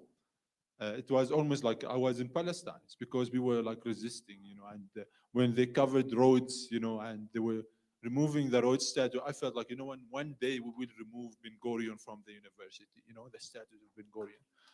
And I said, this is how we start decolonizing the spaces as well, many people criticize that move because it's just a symbolic move, but for us, it's not only symbolic because that's a fact. That is, oppression that's being practiced on us, and we're literally removing oppression from the campus. Right? And that is one example. Maybe another example I can give is when our comrades were arrested at UCT. And then what did we do there? We went and we literally occupied the space outside of the police station. We closed the roads, and we told them, if you don't release them now, we are not moving from that street. And we blocked, main road in Claremont, and then the whole of South Africa and like Cape Town, they knew about what's going on. So, taking into the spaces gives you this power to impose, the truth, to impose the truth on those who are trying to hide that truth. And this similarly, what happened in Sheikh Jarrah, they wanted to, they wanted them to keep quiet about what's happening, but because they resisted, they were, breaking their fast on the road outside of their homes. They were calling people from outside of the neighborhood to come and join them for a meal on the street, which is their street, it's their neighborhood. And they all came together. And the settlers, they were so annoyed with the presence of the Palestinians on the ground to the extent that they attacked them while they are eating. They started throwing chairs at them, and then they obviously couldn't, challenge us because we gave them a hiding. So it's really important for us, to claim. There are so many examples that I can give. And Israel is really, really scared of us understanding the importance of space. So if for those who know, like Palestine, so to cross Palestine from Lebanon to Jordan, there is one road and it takes 6 hours only. It's not that big. So one of the things that we have done, whether it's now recently in May or in previous years, previous challenges, is that if we block one road, which is the main road that's for those who have been to Palestine, they know it's like the number 6, right? If you block that road, then the whole of the state is blocked, right? And Israel is so scared of us to the extent that if they see us organizing for a bus to go from Nazareth, say where I come from, to Jerusalem, they try to stop us at home before we even going there. I remember a few years ago, there was a plan from the Israeli government to, in a way, to confiscate certain lands. There's 35 Bedouin villages in the Negev, in the desert, that Israel wanted to remove everybody who is living there and create like a township for them in the Negev. And the people were resisting. One of the things that we have done, and I think this was very important, is that we moved the struggle from being only in the south to the north as well. We blocked all the roads. We made protests in different cities. We made the Israelis feel wherever they were comfortable, we made them uncomfortable to see that, if I'm not comfortable, you are not going to be, comfortable in oppressing us. Because we shouldn't help them. When we claim our space, we disrupt their life as they are disrupting, not only disrupting our lives, they are killing us, literally. So there is nothing wrong with going and disrupting their peace when they are sleeping and ignoring, the slaughter that's been happening, whether it's in Gaza or in the West Bank or anywhere else, right?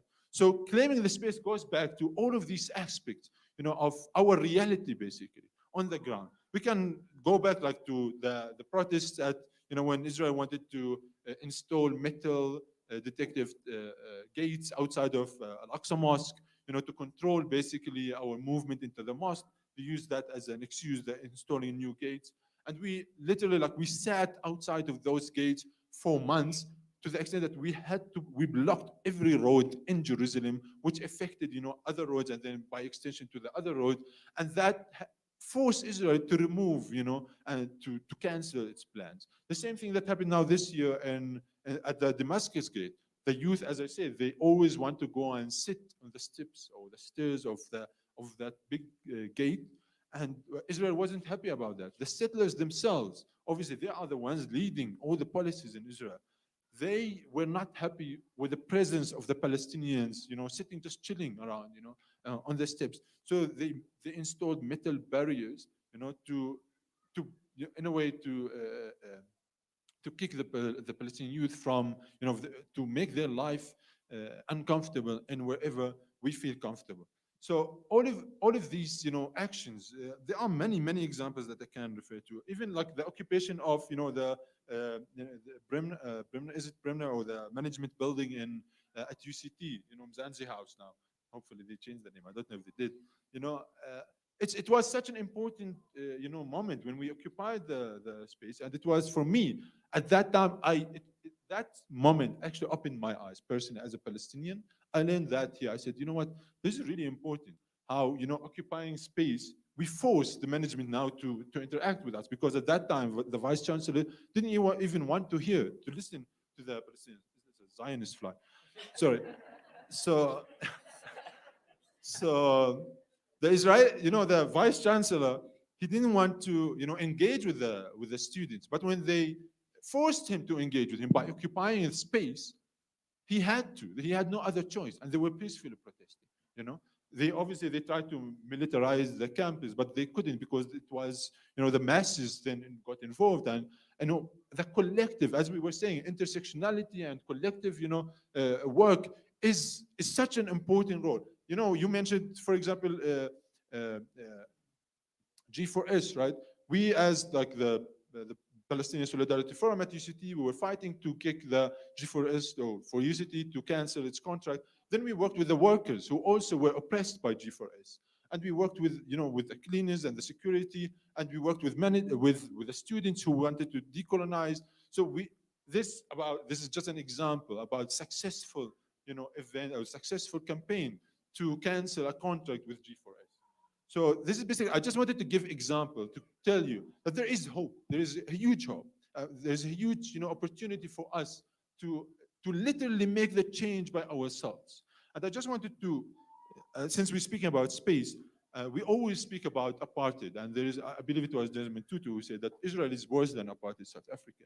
And that is, I would say that mainly is because what Israel is trying is, apartheid here, they try to use, the majority of people as servants, they dehumanize them, and they wanted mainly the black people to do, they use them as cheap labor, right? Whereas in Palestine, they're trying uh, to kill all of us basically, or they couldn't do that. And that's like it's a very famous quote, by Ben Gurion, that the old will forget, and the old will die and the young will forget, because they think that we will just cease to exist and that we will disappear some way or another. The fact that they ignore that we even existed is just because they don't want to see us. They don't want our existence on the ground to be visible. And it's similar to what the US did or what Australia did, where they almost erased the entire, the entire indigenous people. And so basically, to wrap up, and sorry I've been talking too much today, is that space is such an important thing, and we need to be present. As we are all present on social media, but Sheikh Jarrah wouldn't have been in everybody's mind if it wasn't for activists like Muna, like Muhammad, like Murad, like all of these activists who have been trying so hard to resist and to exist on the grounds there of Sheikh Jarrah. And thank you for listening.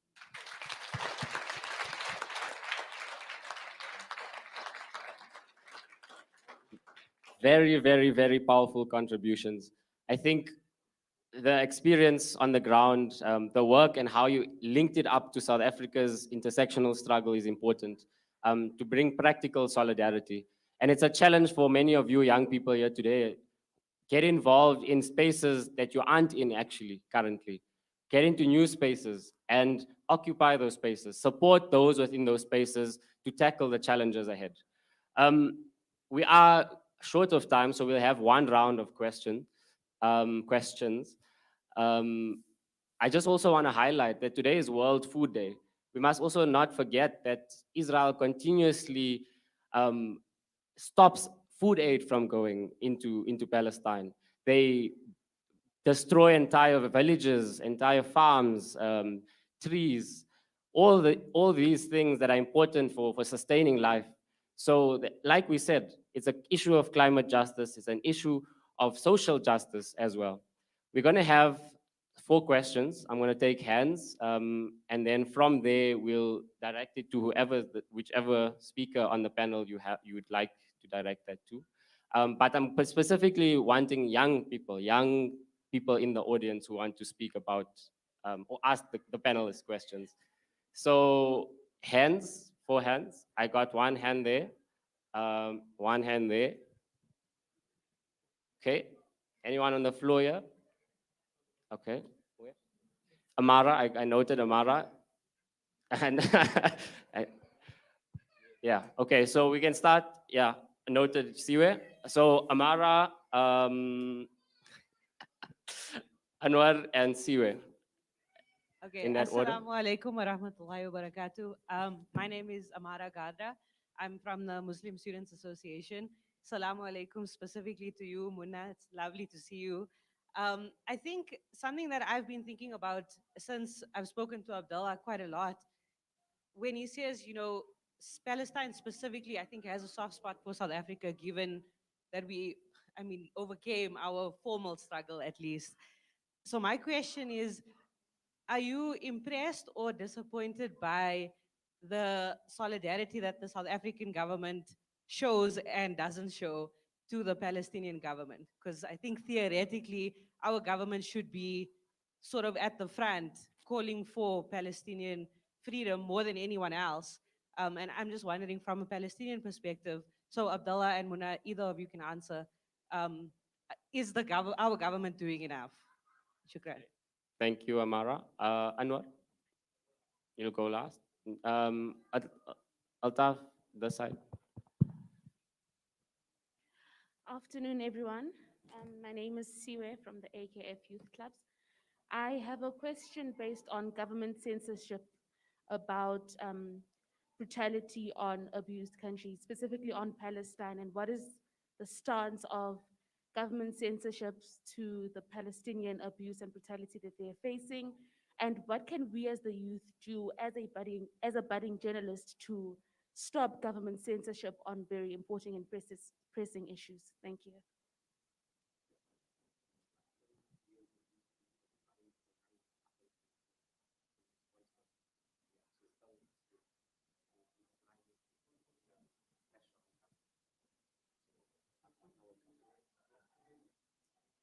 Yeah, Anwar. السلام عليكم أهلا وسهلا مرحبا بكم إلى هذا البلد الكريم. سؤالي أولا أهنئكم في نضالك المستمر ضد الاحتلال الصهيوني في فلسطين خاصة في القدس. وثاني هذا سؤالي الآن، نحن نعرف سؤال للحرية في فلسطين ليس للمسلمين فقط، نعم، ولكن نحن نعرف أيضا معظم المؤيدين في العالم إنهم مسلمون، وخاصة في هذا الاجتماع الآن أيضا اليوم هنا. فلذلك أنا أسأل، نعم، أريد أن أعرف ما رأيك في اشتراك شباب المسلمين في للحرية في فلسطين للفلسطينيين وللعدل في الفلسطينيين؟ شكرا.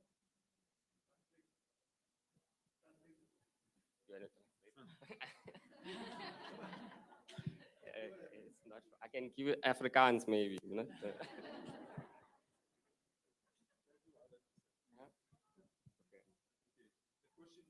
If I understand it well, is that what is the moral and conscious and the role for the young Muslims in around the world and their role in and involvement in the freedom of Palestine, right?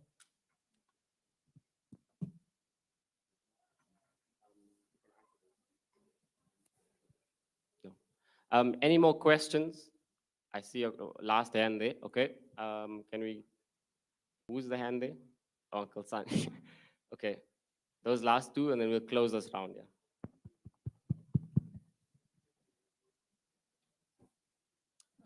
This is dedicated to Noor. As somebody who wears many hats myself, as a youth activist, I always find it kind of difficult whenever I kind of skip events so that I can focus on myself. Because it's exhausting, like you were saying earlier on, to be affiliated with all these things. But it is obviously for a good cause. So how do you deal with the guilt or getting rid of the guilt?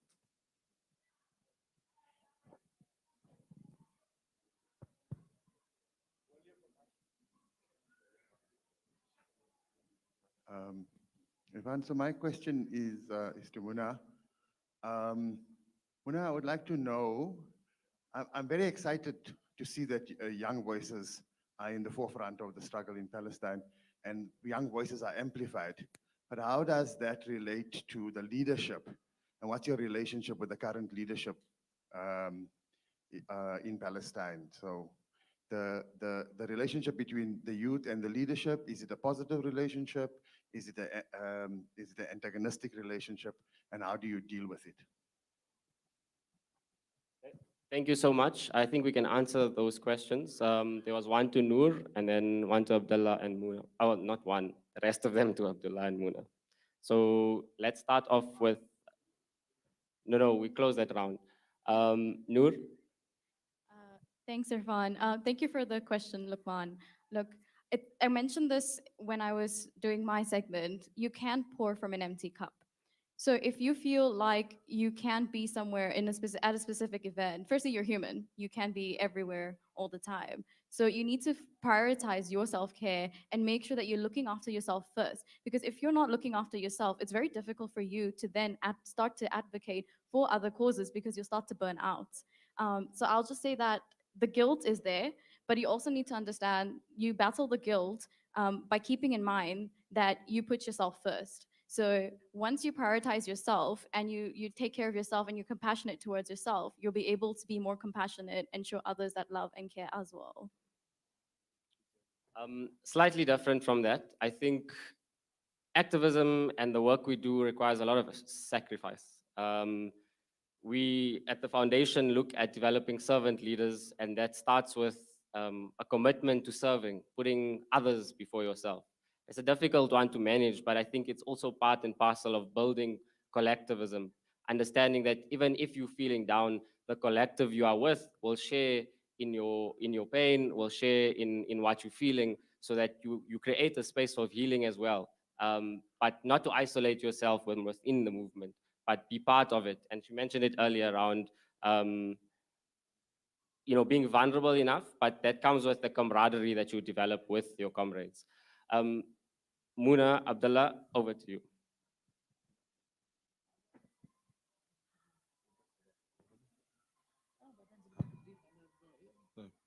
So on the question, actually, I want to answer the question on whether we are impressed or not impressed about the South African role, right, about the government.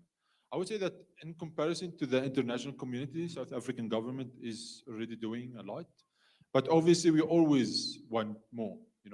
There's boycotts, there's sanctions, there is more, but they can do more also, and we know that.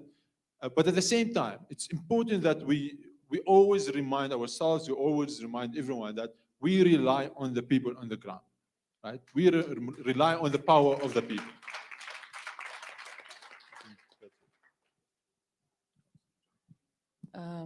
بخصوص سؤال الصبية هناك عن الإعلام، خاصة الشباب الإعلاميين الصغار، وكيف ممكن شو ممكن يعملوا. بتخيل زي ما كنا طول الوقت بنحكي هون إنه لازم دايما نربط ويكون الشغلتين هدول موجودات اللي هم على الأرض، شو بنقدر نعمل أكشنز على الأرض، وبنفس الوقت على السوشيال ميديا. فبالنسبة إلي إنه مثلا تنظموا مظاهرات بالأرض ضد الاضطهاد والعنصرية والاحتلال، هذا مهم. وبالمقابل كمان تعملوا حملات إلكترونية على السوشيال ميديا، هذا جدا مهم، لأنه بالنهاية بآخر اليوم زي ما حكى عبد الله، إحنا ما بنقدر نعمل حملة بدون ما يكون في أكشن على الأرض، بدون ما يكون في إشياءات على الأرض. فهذه نقطة. النقطة الثانية إنه بالنهاية ما بعرف اللي بدرس إعلام ليش بدرس إعلام، بس أنا كمنى درست الإعلام عشان أسلط الضوء على قضيتي اللي أنا بالنسبة إلي عادلة.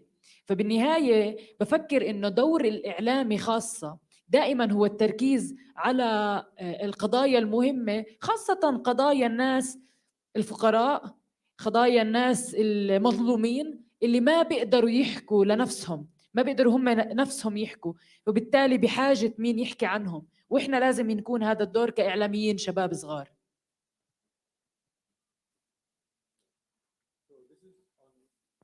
This is on the question with regards to journalists and young journalists, what they can do. And it's really important to highlight that journalists have a very big role to play, and which is to reflect the actions on the ground. It's such an important thing. Again, we want to emphasize on this point that, doing action on the ground, even if you are a journalist, you also participate in these actions that are being, implemented in the ground. At the same time, represent those in the most accurate way possible to other people also to see and to hear about it.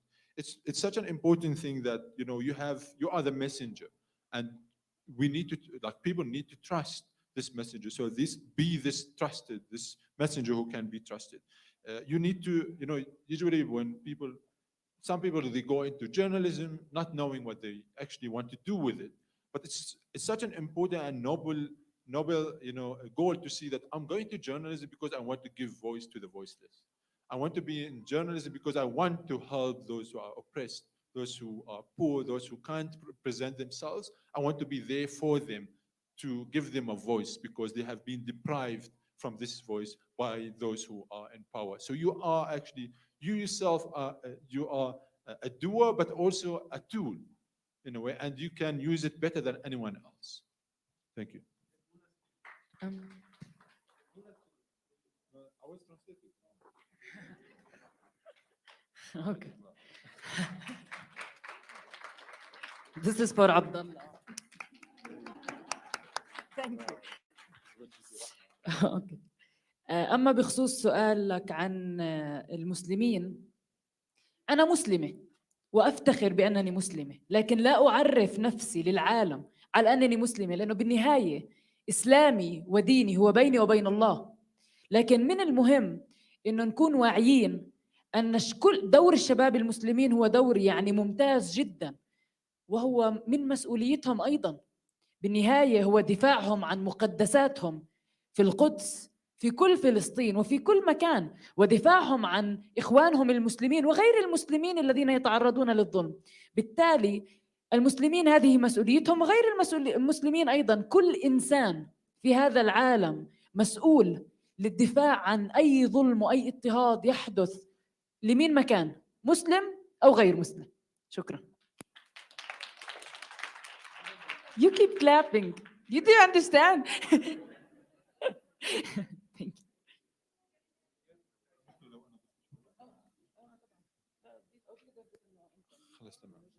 So what she was basically saying is that obviously she's a Muslim, she's proud of being a Muslim, but at the same time she's also a human. And we shouldn't forget this, like we are all human. This is something that we all share together. And you know, when we as Muslims everywhere around the world, we defend Palestine, not only because we are Muslims or because majority of people in Palestine are Muslims, but also because it's our moral, duty and our religious duty at the same time to do what is, just, to stand with justice, and to stand against oppression, wherever it is, not only in Palestine, but also at home, here in South Africa and elsewhere as well. We stand, this is like, it is in our religion, but also it is in our humanity. And this is a very important point that we say that we fight for Palestine, not only for Palestinian Muslims, but for our Palestinian Christian brothers and sisters and comrades in Palestine. At the same time, we fight for everybody who is oppressed. Yes, our religion gives us the motivation to do that, but also our humanity does at the same time.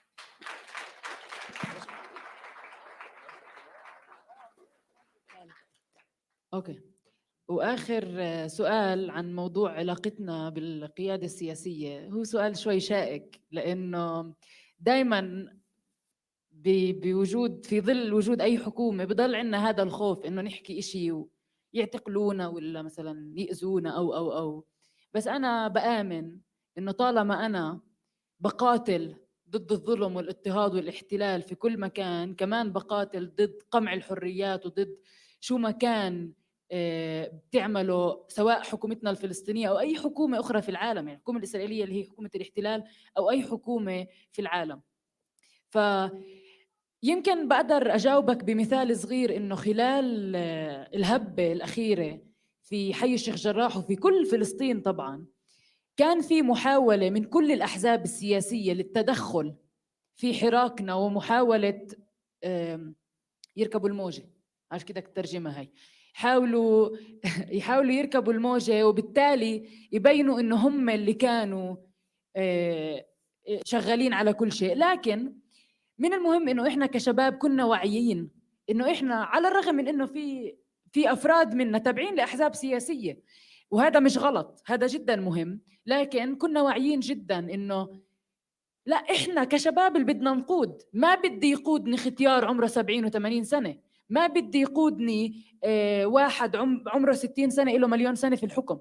وبالتالي العلاقة هي يعني ممكن أقول هي علاقة بسيطة وبنحاول قدر المستطاع تضل في علاقة، لأنه أول على آخر الأحزاب هم مين اللي بالأحزاب هم جيراننا وأبياتنا بس إحنا بنكون دائما ضد سيطرة حزب أو فكر معين على حراك شبابي، دائما مع إنه يكون الحراك شبابي بحت، لأنه أول على آخر أنا أؤمن إنه الشباب هم القيادة، هم اللي بيقدروا يقودوا أي حراك في العالم.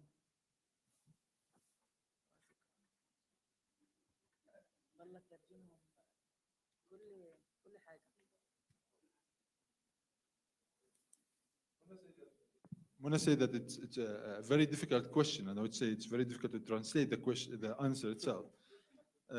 Anyways, so in our relationship with the political leadership, is that there is always, this fear from political leadership wherever we are, about governments who try sometimes to, whether it's the Israeli government or the Palestinian Authority, who are not always as helpful, as they should be.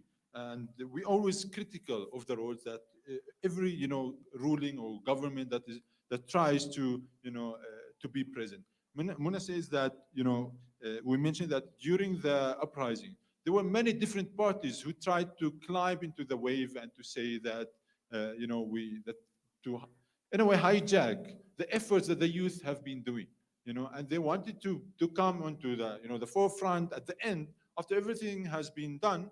They try to come into the front and they say to climb, to claim that the victory or whatever has been achieved at that time.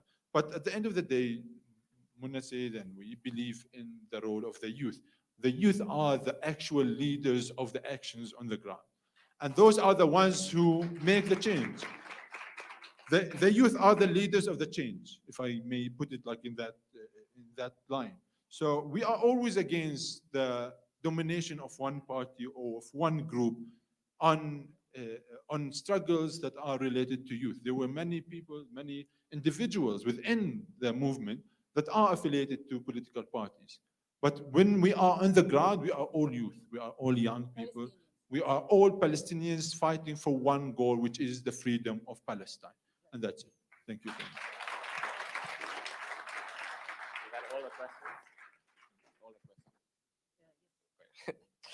Just checking.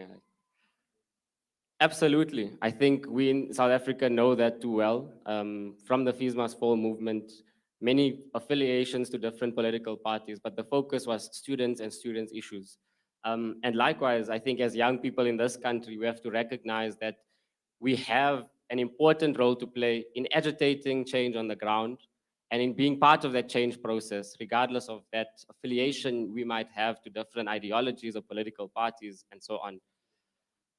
We have come to the conclusion of this panel discussion. We have one more speaker who is also a visiting guest, who's been part of the movement, who's been, as I read here, an international relations coordinator as well for the Palestinian Stop the Wall campaign, an advisor to the Land Defense Coalition, and really has played a big role in the movement, in the solidarity movement. At the invitation of the Pan-African Palestine Solidarity Network, Maren has currently or is being deployed to South Africa to be part of the global campaign of #UN Investigate Apartheid that aims to hold Israel accountable for the decades of apartheid and colonialism. Maren, I'll give you your 5 minutes to please just share a few words. Amandla! Amandla! Thank you. Actually, the only thing that I'm representing here you didn't mention.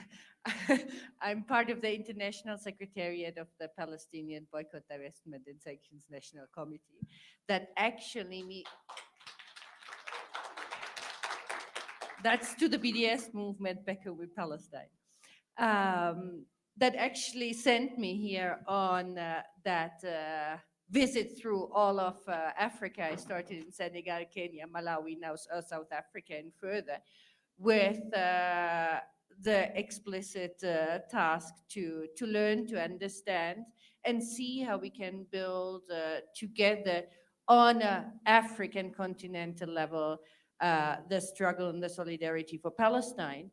And I've been in the youth conferences at the universities, in the slums, informal settlements in Nairobi, with the movements in Senegal. And what has been absolutely impressive from all the meetings and what I see here as well is not only that Palestine is part and parcel of that struggle, but as well the Pan-Africanism that is coming out as something that is fundamental and crucial for the liberation of Africa and the anti-colonial struggle and the anti-apartheid struggle that is ongoing here in South Africa, in Kenya, and anywhere else, and that Palestine is part of Pan-Africanism. That's the thing that I've learned. You cannot separate that. And in that sense, what is coming from Palestine, and here I agree, we are at a turning point. We are at a turning point, not only what happened this May, but already last year with the effort that we've built up together with our comrades in South Africa, with the South African BDS coalition and all the groups involved in it, like PSA and so on. The Global South response has been a real change within the vision of Palestine. After all these years of BDS movement, where we started from the ground, from the roots, last year we said we need to put added effort and say we go now until the United Nations, and we ask the United Nations to recognize, investigate, and hold Israel accountable for its crime against apartheid. And that has been such a powerful message across the continent in all the meetings that I had, that together Africa can stand up once again and defeat once again apartheid, because apartheid is wrong in South Africa, is wrong in Palestine. And if we don't defeat apartheid in Palestine, it comes back to haunt as well here in the continent.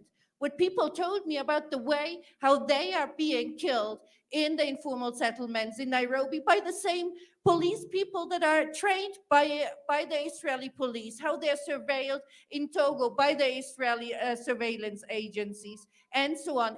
Apartheid comes back to haunt here on the continent. And that is something that I learned and where I felt really how together from Palestine and on a Pan-African level, that Pan-Africanism that comes up again can really build a continental strategy to force the United Nations to recognize Israeli apartheid, to force the African Union to kick Israel out of the African Union again.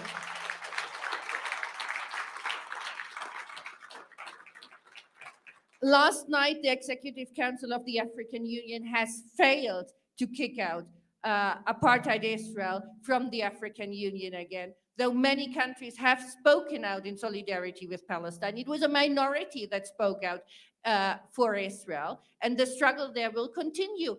And the Pan-African struggle among the movements to link beyond borders, the students, the social movements, the rural workers, whoever, and build Pan-Africanism for Palestine and for Africa. That's the message that I've got, that I'm bringing back to Palestine, and I wanted to share that with you. And thanks a lot. Maibuye, Africa. Maibuye, Africa. Thank you so much, Maren. I think it's as important that we recognize that this continent has been a huge supporter of the Palestinian struggle. But because of that, the Zionist lobby will continue to try and infiltrate and try to disrupt that kind of solidarity that has been built over years and years and years, and connecting the anti-colonial struggle.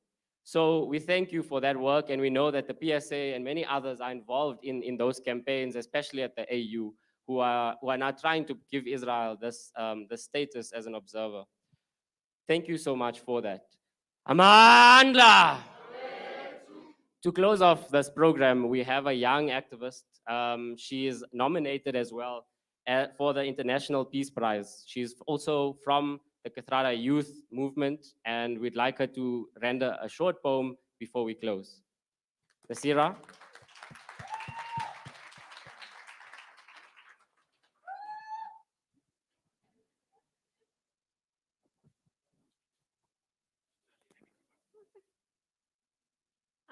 Hi, good day.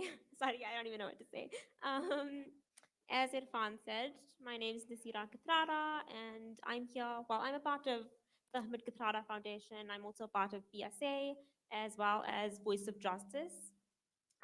Today, I'll be performing a very short poem. It's called The Sound of Silence. I've seen people lose hope slowly. I've seen human beings lowly. I've smelt the stench of smoke coming from the youth, witnessed the anger of a mother hearing the ugly truth. I've met girls who have tried to flatten their bodies as if they were pressing flowers between the pages of a heavy book. I've met boys who picked at their skin to try and change the way that they look. I've met children who can teach you death songs, funeral songs, mourning songs. I've met children who can teach you how to move on when your heart still longs for peace.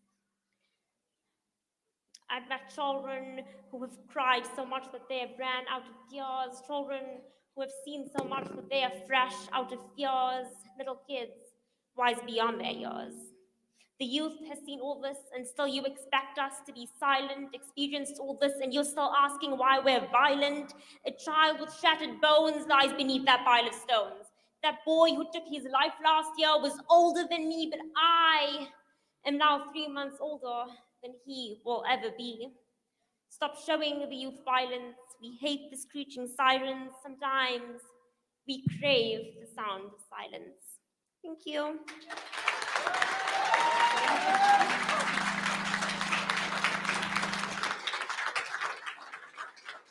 Very, very powerful. We really do hope that your nomination to the International Children Peace Prize goes through, but you've been a phenomenal influence and an inspiration. And I hope many more young people follow in your stead, as well as the many Kathrada youth who are also here, and the other young people from other organizations as well. We have been tasked to give 30 seconds to Bassem, just for a short welcome from their side. Bassem, 30 seconds, please. We are running out of time. Thank you, my brother. Good evening, brother, sister, comrades. Most welcome, Muna El-Kurd, to see you here in South Africa. Muna El-Kurd, as Ahd al-Tamimi and Jana Jihad, became an icon of Palestinian struggle, especially for Riyadh. Her voice arrived around all the world. The civil society pillar is very important and can consolidate the official one. Mona, you know now our diplomacy working and to stand with Sheikh Jarrah everywhere. And you know, we took the file of Sheikh Jarrah to ICC. We will see now if our diplomacy use smooth language or difficult language. Also, I would like to invite you to visit our embassy with our brother and sister and comrade on a Tuesday to take a message from the ambassador to our people in Sheikh Jarrah. Thank you. Thank you so much, Bassem. There are just a few announcements, and then Altaf will be just handing out some gifts that PSA has prepared for the panelists. The one is that there's a set of newspapers at the entrance on the table there. And Saratwa has said that these are newspapers at the entrance. Yes, okay. It's a working class newspaper, and it's produced by young people and women of the working class. So please, on your way out, grab that newspaper there. In addition, as I mentioned, tomorrow is the hike. It's 100 Rand per person. Contact the many Youth League members who are here so that you can also join in that session tomorrow morning. PalestineSA.co.za, that's the Palestine Solidarity Alliance website. You can go there, make contributions, contact us, find links to other work we've been doing. But particularly to continue solidarity work, we really require continuous support via donations as well. So if you can continue to do that, please do so. Thank you so much for being a very attentive panel. We know we went over time, but there was a lot of content, there was a lot of information, and I think we had to give everyone a fair chance to share that with us. And importantly, the message is go out and act. Act in solidarity.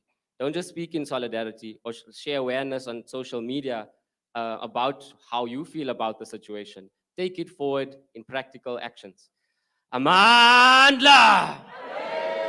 Maibuye! Amandla! Altaf, can I ask the panelists all to please stand up? There's just a small gift from everyone, for everyone.